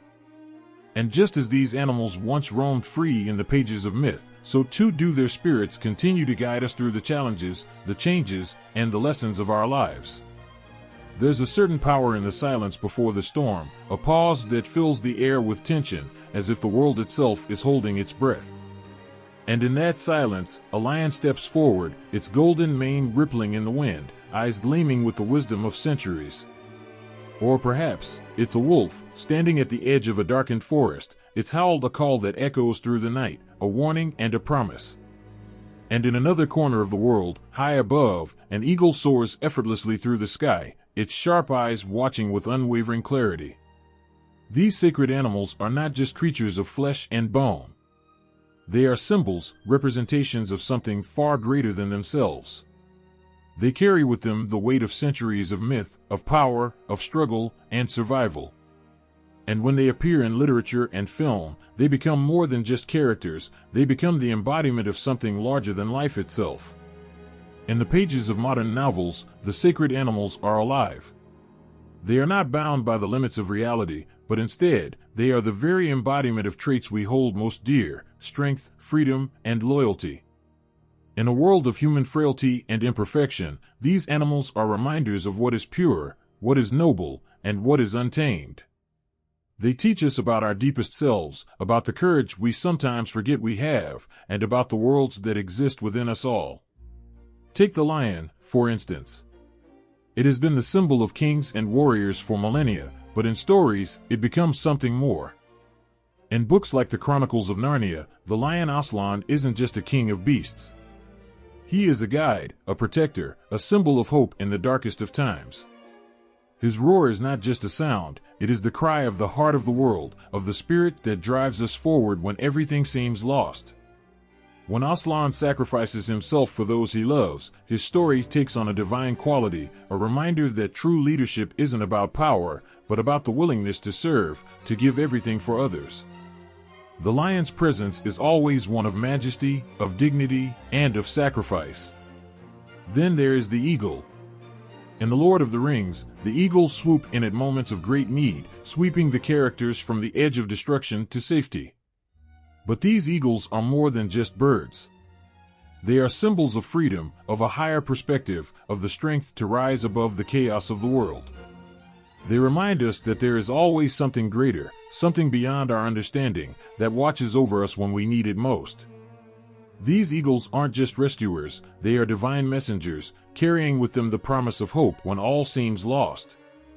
They speak of the possibility of rising above our own limitations, of seeing the world from a higher vantage point. And the wolf, the fierce, wild creature that lurks in the shadows of so many tales, carries its own unique power. In The Call of the Wild, we follow the transformation of Buck, a domesticated dog, into the wild, untamed creature that he was always meant to be. His journey is a return to something primal, something essential to his spirit. The wolf is often seen as a symbol of freedom, but also of the struggle for survival. It teaches us about the wildness within us all, that raw, untamable part of ourselves that we sometimes forget exists. The wolf's howl is not just a cry into the night, it is a declaration of identity, of belonging to something larger than oneself. It is a reminder that survival is about more than just existing, it is about finding your place in the world, even when the world seems uncertain. In film, these sacred animals take on even more vivid forms, their power amplified by the visual medium. The lion's presence in The Lion King is unforgettable. Simba's journey is one of self-discovery, and the lion, as a symbol of leadership, teaches him what it means to be strong, to be brave, and to face his destiny. The lion is not just a king of the animal kingdom, it is a representation of the king within us all, of the strength we carry even when we feel small and lost. When Simba finally stands tall, his roar echoes not just through the savannah, but through the hearts of all who watch. The lion's journey is one of growth, of learning to accept one's power and use it for good. In The Gray, the wolves are not just animals, they are fierce, unyielding forces of nature. As the survivors of a plane crash fight to stay alive in the frozen wilderness, the wolves become both a threat and a symbol of the untamed world outside. They represent the challenges we face, the constant struggle between life and death, the primal force that drives us to survive. But the wolves also represent something deeper, the need to confront our own fears, our own mortality. They are a reminder that we are never truly alone in our struggles, that there are forces larger than us, both terrifying and beautiful, that shape our fate. Each of these animals, the lion, the eagle, the wolf, carries with it a deep spiritual significance, one that is reflected in the stories we tell through literature and film. They remind us of our own struggles, our own victories, and our own power. The lion teaches us about leadership and sacrifice, the eagle reminds us of the freedom to rise above the noise of the world, the wolf challenges us to embrace our primal instincts and face the unknown. And while they are creatures of fiction, their symbolism is timeless. In the end, these sacred animals speak to something universal in all of us, the desire for strength, for freedom, for survival, and for understanding. They are not just animals, they are reflections of the human spirit, of the qualities we strive to embody in our own lives. When we read their stories or watch them unfold on the screen, we are not just witnessing the lives of mythical creatures. We are seeing ourselves, our fears, our hopes, our potential. In the mighty roar of a lion, the soaring flight of an eagle, and the wild howl of a wolf, we find something deep and stirring within ourselves, a call to rise, to overcome, and to become more than we ever thought possible. In the stillness of a temple, the soft rustling of leaves is interrupted by the steady beat of a drum. A lion, carved in gold, watches over the room, its eyes forever fixed on the faithful. The quiet reverence in the air hums with an ancient energy, a whisper of belief that has crossed centuries. A dove perches nearby, its wings outstretched, embodying the peaceful presence of the divine. These animals, though still and silent, carry with them the weight of something sacred, something that transcends time and place. In modern religions, these sacred creatures are more than just symbols. They are bridges between the earthly and the divine, offering a connection that goes beyond words. They are reminders of a world where the physical and spiritual are intertwined, where the power of nature itself is seen as a reflection of a higher power. The lion, the dove, the elephant, the snake, they are not simply animals. They are vessels of meaning, of truth, and of protection. Christianity, with its long history, continues to hold animals close to its heart. The dove, perhaps the most iconic, has been a symbol of the Holy Spirit for centuries. Its flight across the heavens is a reminder of peace, of the stillness that comes with faith. In churches across the world, the image of a dove is often seen, whether in stained glass windows or sculptures, representing the presence of God's Spirit in the lives of the faithful. The dove's simple grace and calm become a reminder that even in the chaos of life, there is peace to be found in the divine. But it is not only in Christianity that sacred animals hold sway. In Hinduism, the cow is a symbol of life itself. Revered, loved, and cared for, the cow is seen as a mother, a symbol of abundance and nourishment. Its gentle eyes carry the weight of compassion, reminding people of the need to protect all creatures, to live in harmony with the earth. Across India, the cow is treated with reverence, with prayers offered and ceremonies conducted in its honor. For Hindus, the cow represents the divine presence on earth, a reflection of the nurturing power that sustains life. The animal itself becomes a spiritual teacher, showing what it means to live gently, humbly, and without harm. And then there are the elephants, revered in both Hinduism and Buddhism.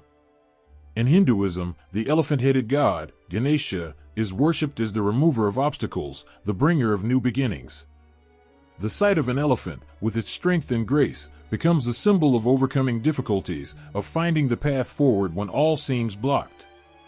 People pray to Ganesha for success, for wisdom, for protection. The image of Ganesha, with its large ears and wise eyes, reminds the faithful that through patience, perseverance, and reverence, no obstacle is too great to overcome. In Buddhism, the elephant is a symbol of mental strength and stability, a reminder to walk the path of enlightenment with calm and balance.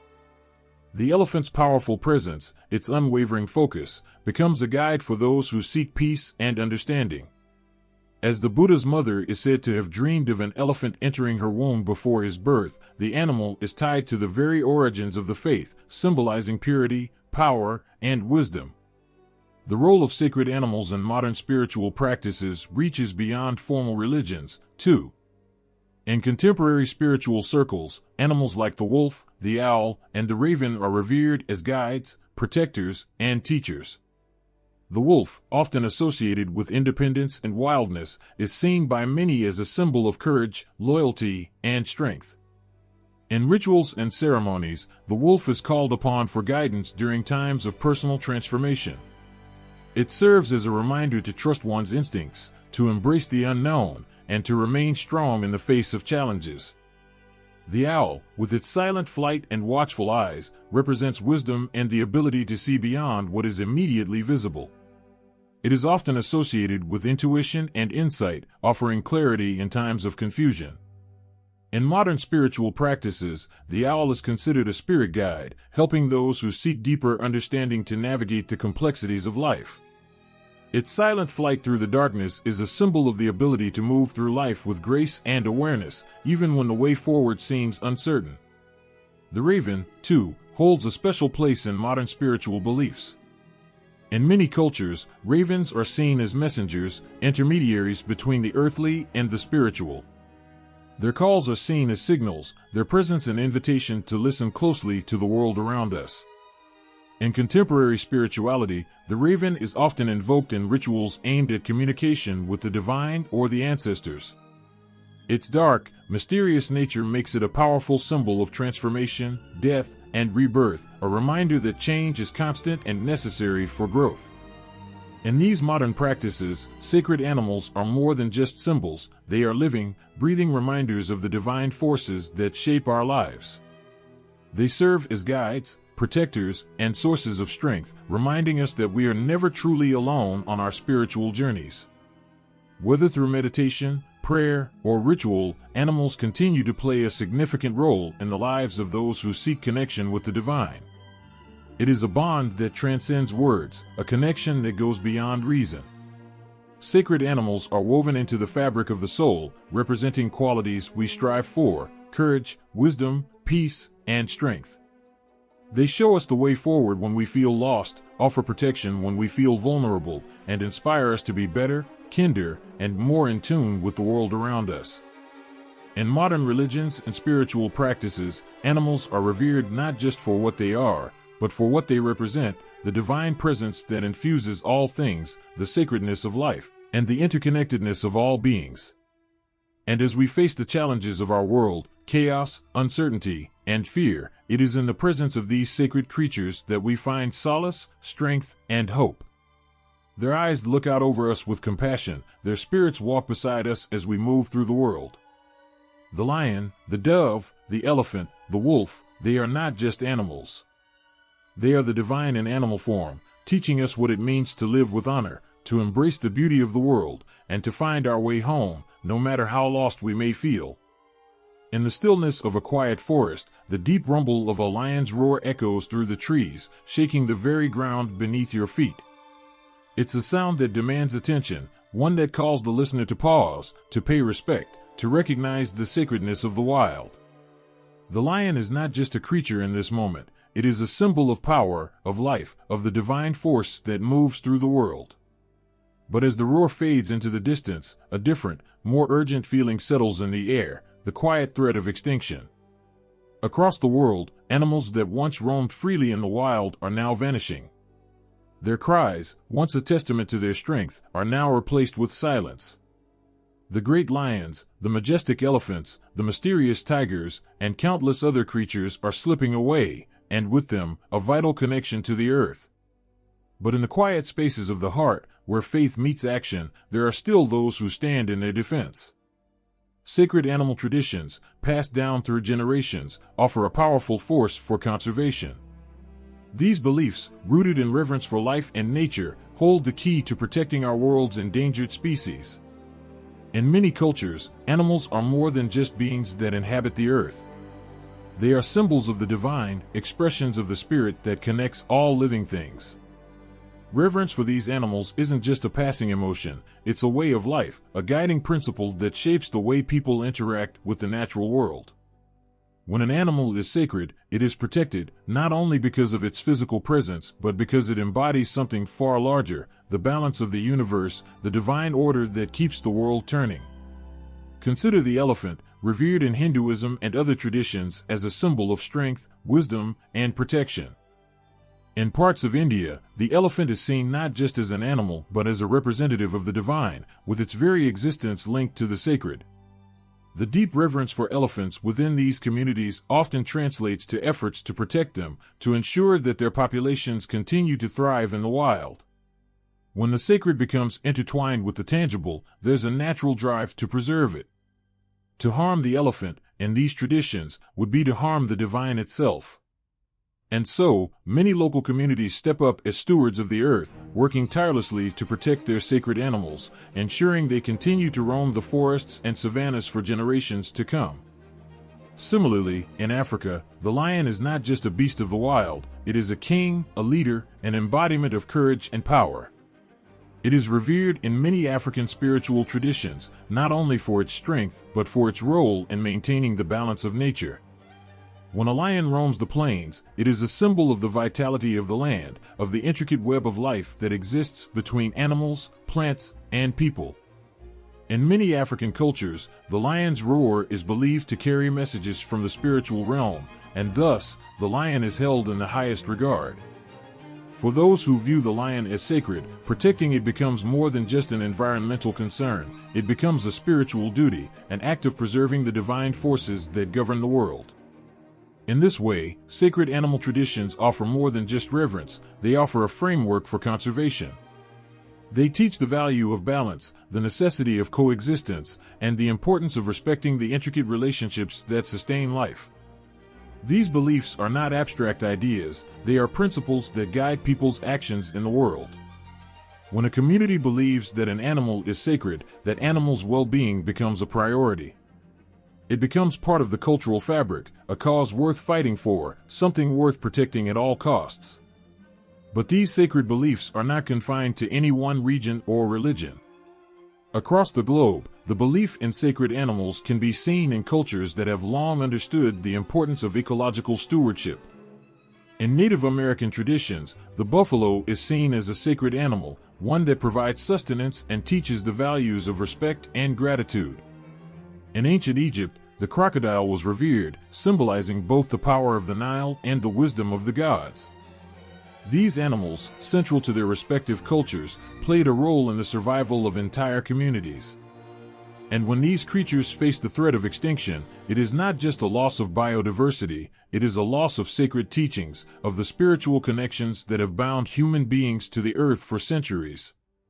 Even in modern times, the concept of sacred animals continues to hold power.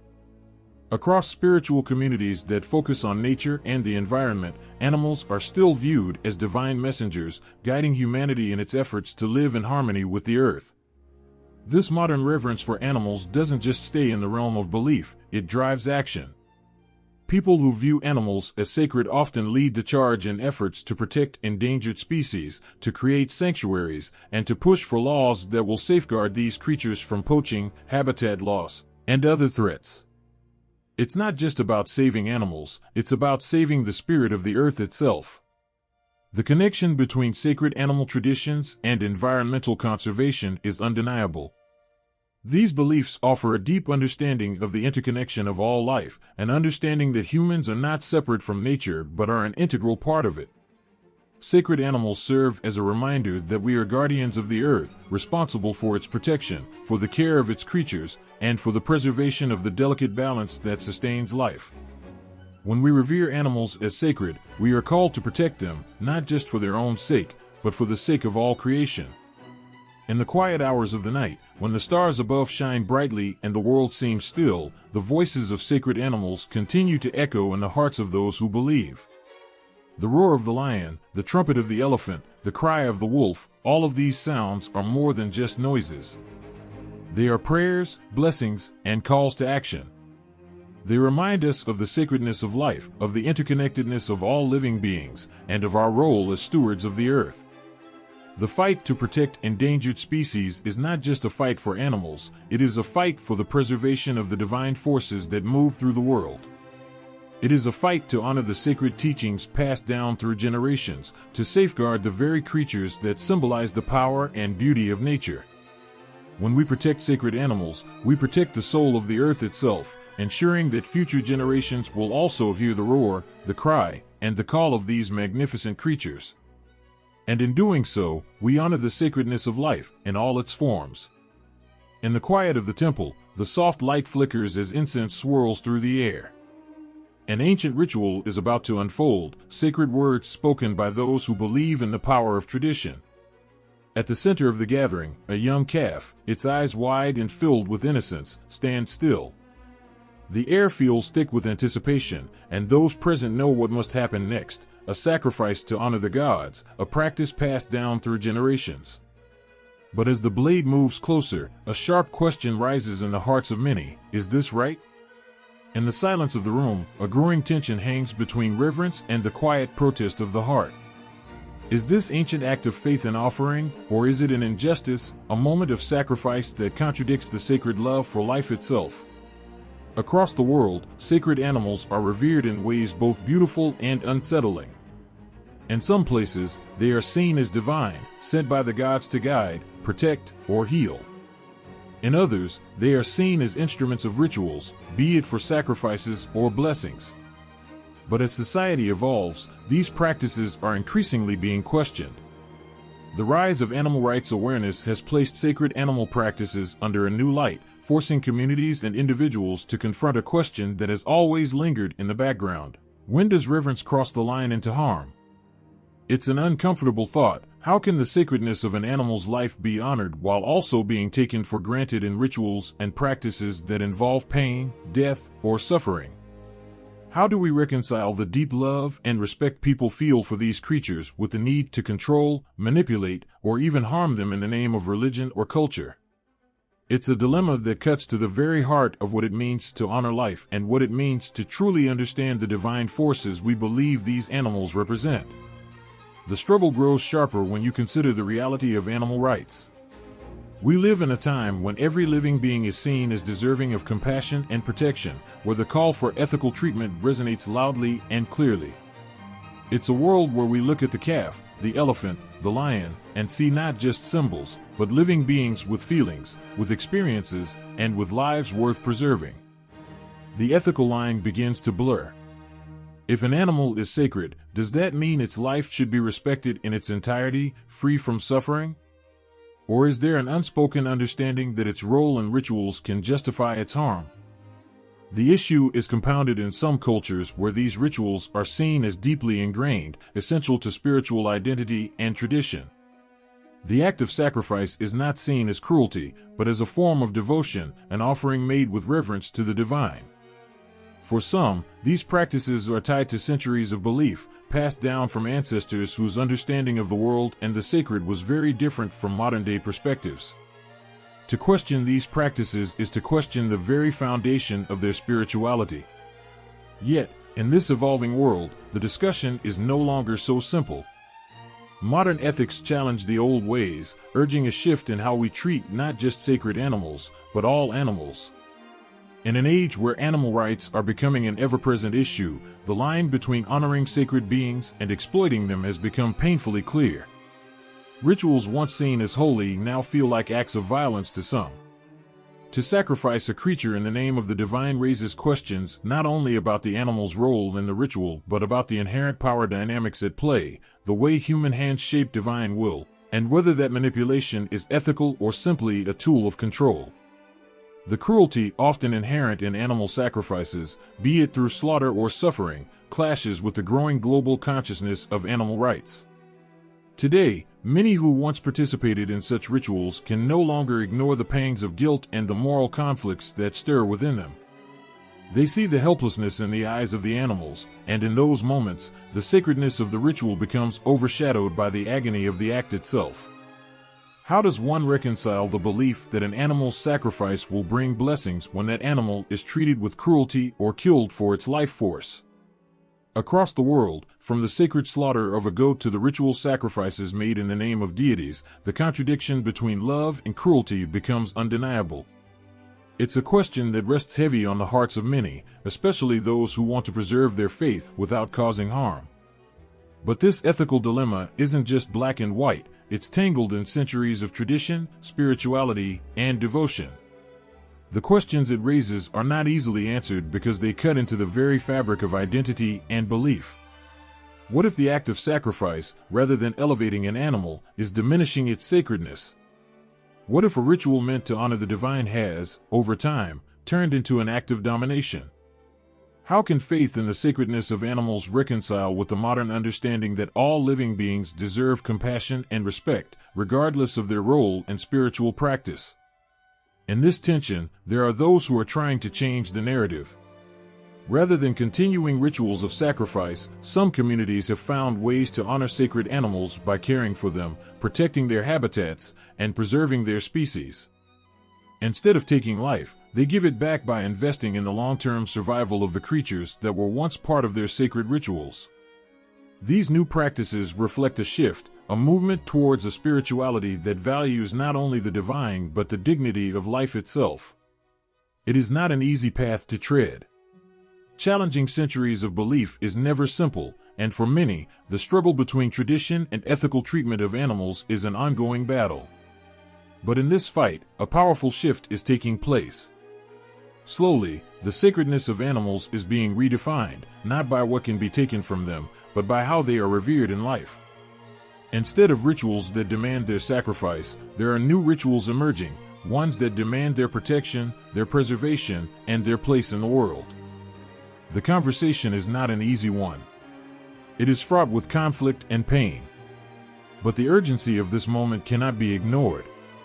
The ethical dilemma of sacred animal practices is a mirror to the greater conversation we must all have about what it means to coexist with the creatures of this earth, how we balance our spiritual beliefs with our responsibility to protect life, and how we honor the sacred not by taking, but by giving back. The question now is no longer whether these animals deserve our respect, but how we can respect them without causing them harm. It's a question that stirs in the hearts of many, and it's one that demands answers. In the quiet moments before dawn, as the world stirs from its sleep, an ancient elephant stands under the full moon, its great body etched in silver light. There is a solemnity in the air, a sense of reverence that connects the past with the future. For centuries, the elephant has been worshipped, revered as a symbol of strength, wisdom, and memory in the hearts of millions. The question is no longer simply how these animals were seen in the past, but how they will be seen in the future. What does it mean to revere sacred animals in a world that's changing so rapidly? The future of sacred animals in global religions is a canvas yet to be painted, with strokes both bold and uncertain. As the world spins faster into an era of technological marvels and environmental crises, the place of sacred animals in religious practices is being tested. People are increasingly turning to the question of how ancient beliefs about animals can survive and evolve in a world where scientific knowledge, climate change, and ethical considerations clash with age-old traditions. The reverence once shown to animals as divine symbols, as protectors or guides, faces challenges that feel almost impossible to overcome. A world that once believed in animals as sentinels of the gods is now grappling with the very real, very modern problems of extinction, pollution, and the destruction of the ecosystems that sustain these creatures. The sacred elephant, tiger, or lion, once seen as gods incarnate, now teeters on the brink of oblivion. How does a culture that has always looked to these animals as divine beings reconcile their reverence with the very real possibility of their extinction? Some might argue that the sacredness of these animals demands that we protect them, that the very idea of sacred animals compels us to act as their guardians. And yet, there is a quiet ache that comes with the realization that reverence alone may not be enough to save them. The lion, symbolizing power and strength for millennia, now faces a future where its very roar could be lost forever, fading into the silence of history.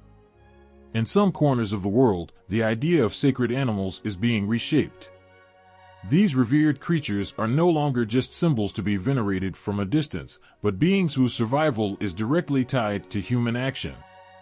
As religion and spirituality evolve, the belief in sacred animals may be called upon to serve not only as a connection to the divine, but also as a clarion call to protect the natural world.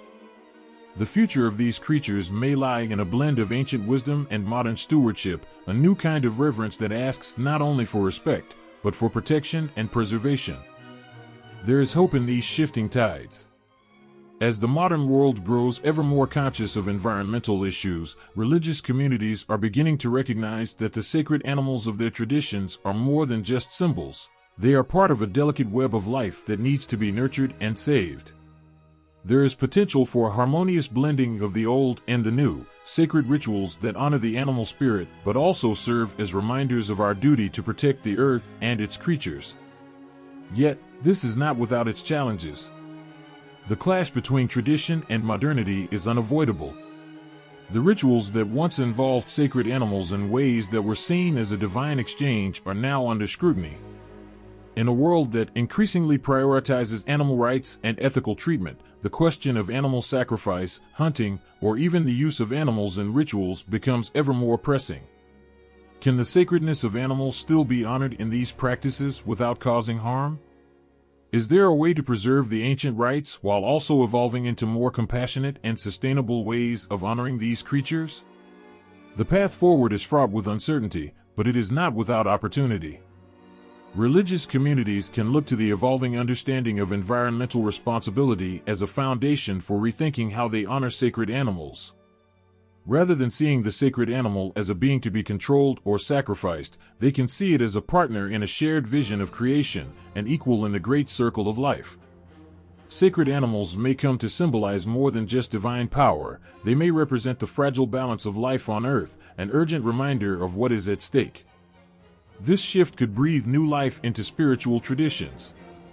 Imagine a world where the reverence for the sacred lion isn't just about its majestic power, but also about the strength it symbolizes in the fight for conservation. Where the sacred eagle isn't only a representation of freedom and spirit, but also a testament to the fragile ecosystems that sustain it. A world where the tiger's roar echoes not just in the jungles of ancient myths, but in the hearts of people working to save it from the brink of extinction.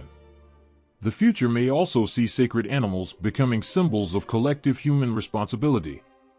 No longer just divine beings to be worshipped, they might evolve into advocates for the environment, their image used to inspire people to take action. Just as the divine was once invoked to protect and guide, these creatures could serve as the spiritual guides for the ecological challenges of today. But the path ahead is neither simple nor straightforward. As societies become more urbanized and disconnected from nature, the understanding of sacred animals may fade. Their symbolism might become diluted, and their place in religion could be reduced to mere folklore or cultural relics. There's a fear that in the rush toward progress, the deep, spiritual connections people have with these creatures will be lost.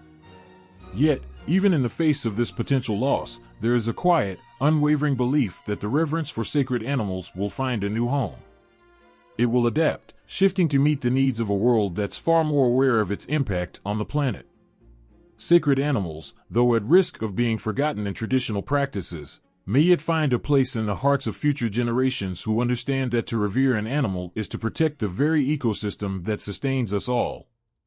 In this world that grows smaller each day, the sacred animal may be one of the last links to a deeper truth about life. Its future, how it is revered, how its symbolism is carried forward, is intertwined with our own. If we allow ourselves to listen closely enough, the roar of the lion, the call of the eagle, and the steps of the elephant may once again guide us, not just spiritually, but in our responsibility to care for the fragile, beautiful world we all share. In a quiet village, far from the noise of modern cities, an elder carefully ties a ribbon to the antler of a stag, its majestic horns carved with symbols passed down through generations. The stag stands still, as if understanding the sacredness of the moment. This ritual, a thread connecting the past to the present, feels like a pulse, a heartbeat of a culture that refuses to fade into history. There is something deeply profound about the way these rituals continue to survive, how they're being rediscovered, even in a time when the world is shifting beneath their feet. Sacred animal traditions, once a cornerstone of ancient societies, are not vanishing quietly into the background of forgotten rituals. Instead, they are being revived, reinterpreted, and woven into the fabric of contemporary life.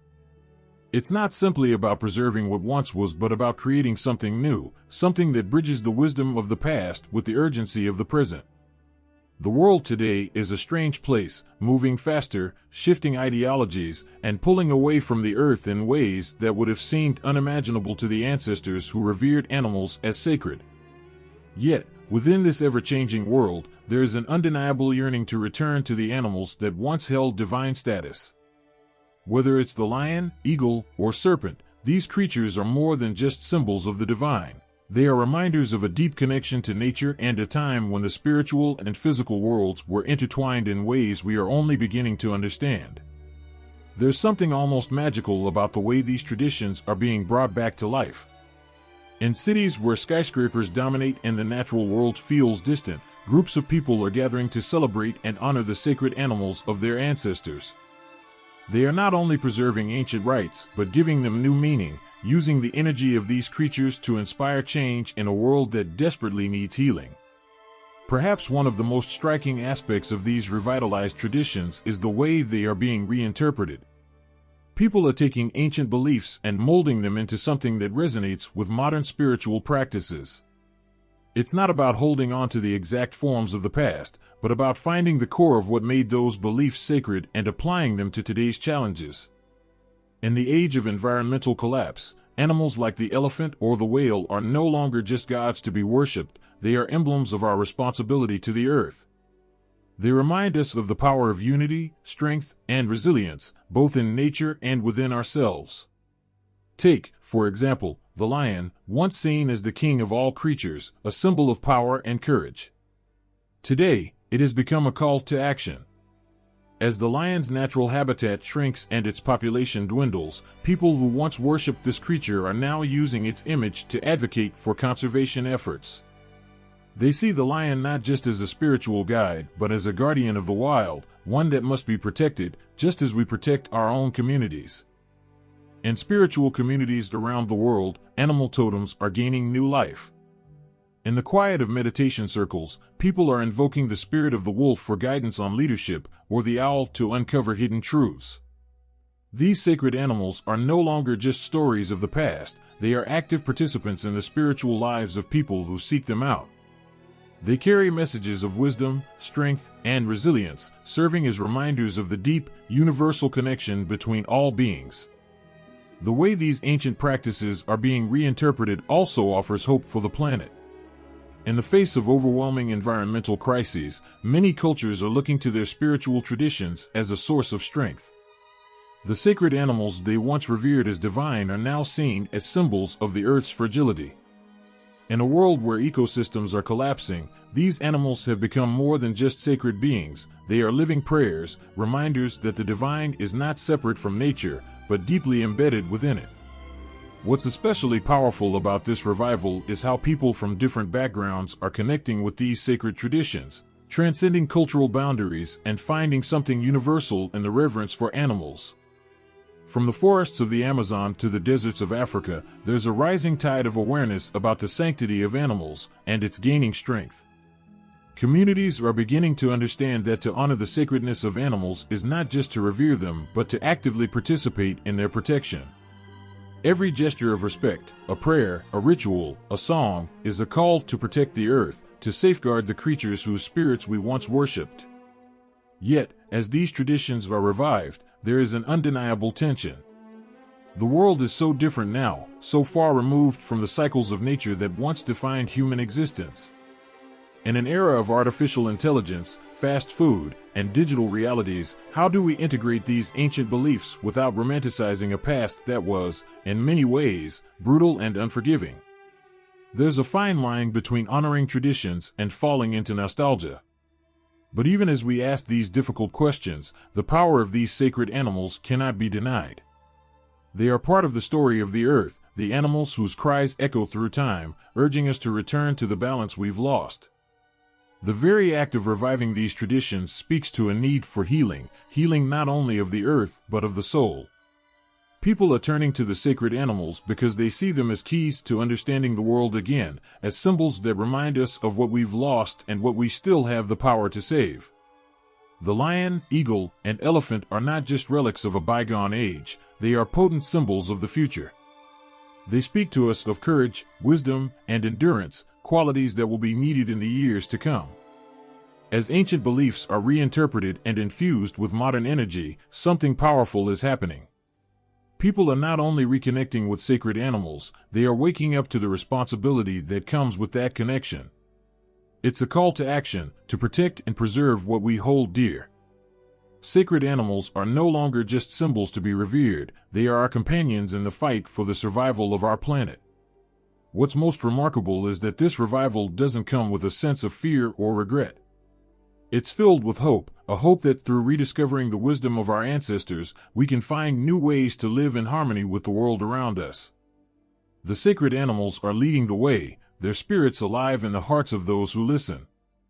Beneath the canopy of the night sky, a quiet village gathers in the heart of the forest. The air is thick with reverence. A lion's roar echoes from a distance, its power and majesty felt even in its absence.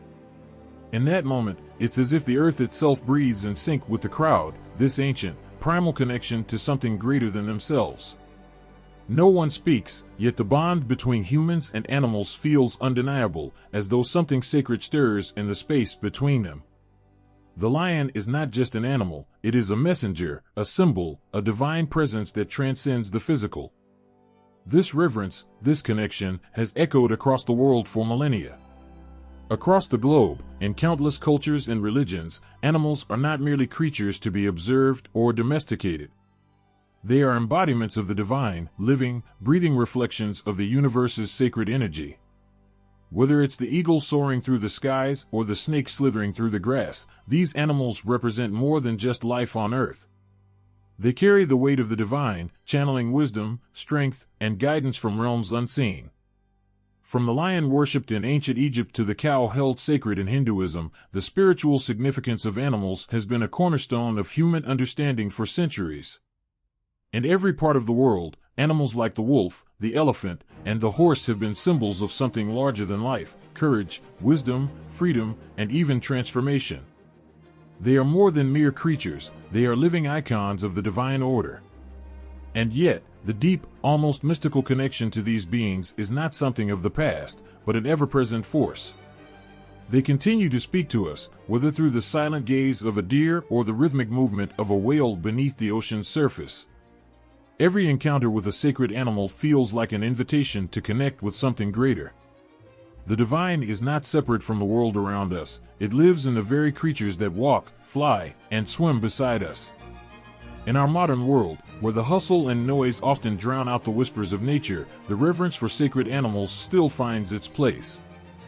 We find ourselves seeking solace in the presence of animals, whether in the companionship of pets or in the awestruck moments we experience when we encounter a creature in the wild.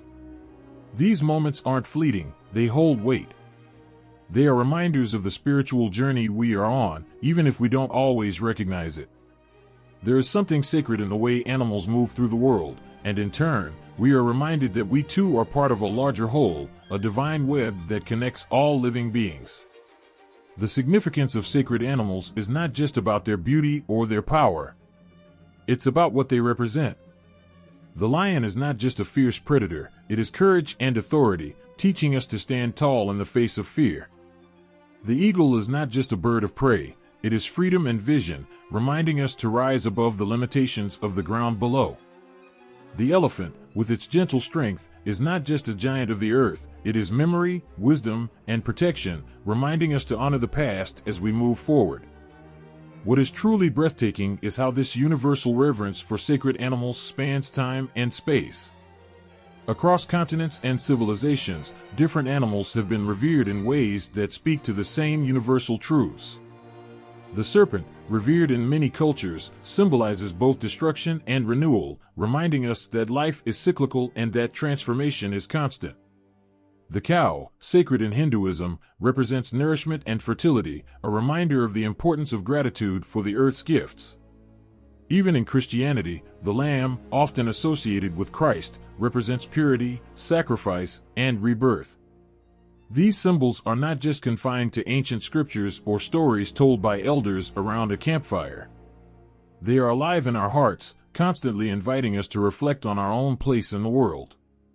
Sacred animals offer us a connection to something larger than ourselves, a reminder that the divine is not distant or detached but present in the very breath of the creatures around us. To honor these animals is to honor the divine that runs through all things. Yet, it's easy to forget this connection. The demands of modern life, the chaos of the digital age, and the distance we feel from the natural world can dull our senses. But the sacredness of animals still calls to us, even in the rush of everyday life. In quiet moments, when we stop, when we listen, we can hear it. It's in the whisper of the wind through the trees, in the way a bird's song stops us in our tracks, in the way our hearts quicken when we gaze into the eyes of an animal. These moments remind us that we are not separate from the divine but part of it, just as every animal is. What's remarkable is that this reverence for sacred animals is not limited by religion, geography, or culture. It is a universal truth, a thread that weaves through the fabric of humanity, binding us to each other and to the world around us.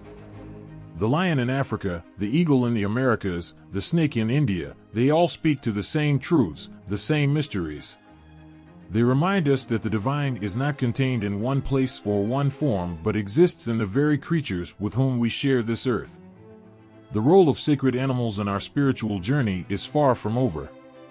In a world that often seems to forget its roots, these animals continue to guide us, reminding us of our connection to the earth, to each other, and to the divine. They offer us a vision of what it means to live with purpose, to be part of something greater than ourselves. Their presence, whether in myth, ritual, or our everyday lives, speaks to a truth that transcends time and place, that we are all part of a greater whole, a divine unity that connects all beings. And so, as we move forward into the future, the sacred animals continue to walk beside us. They will always be there, silent yet powerful, reminding us of the divine that exists in all living things.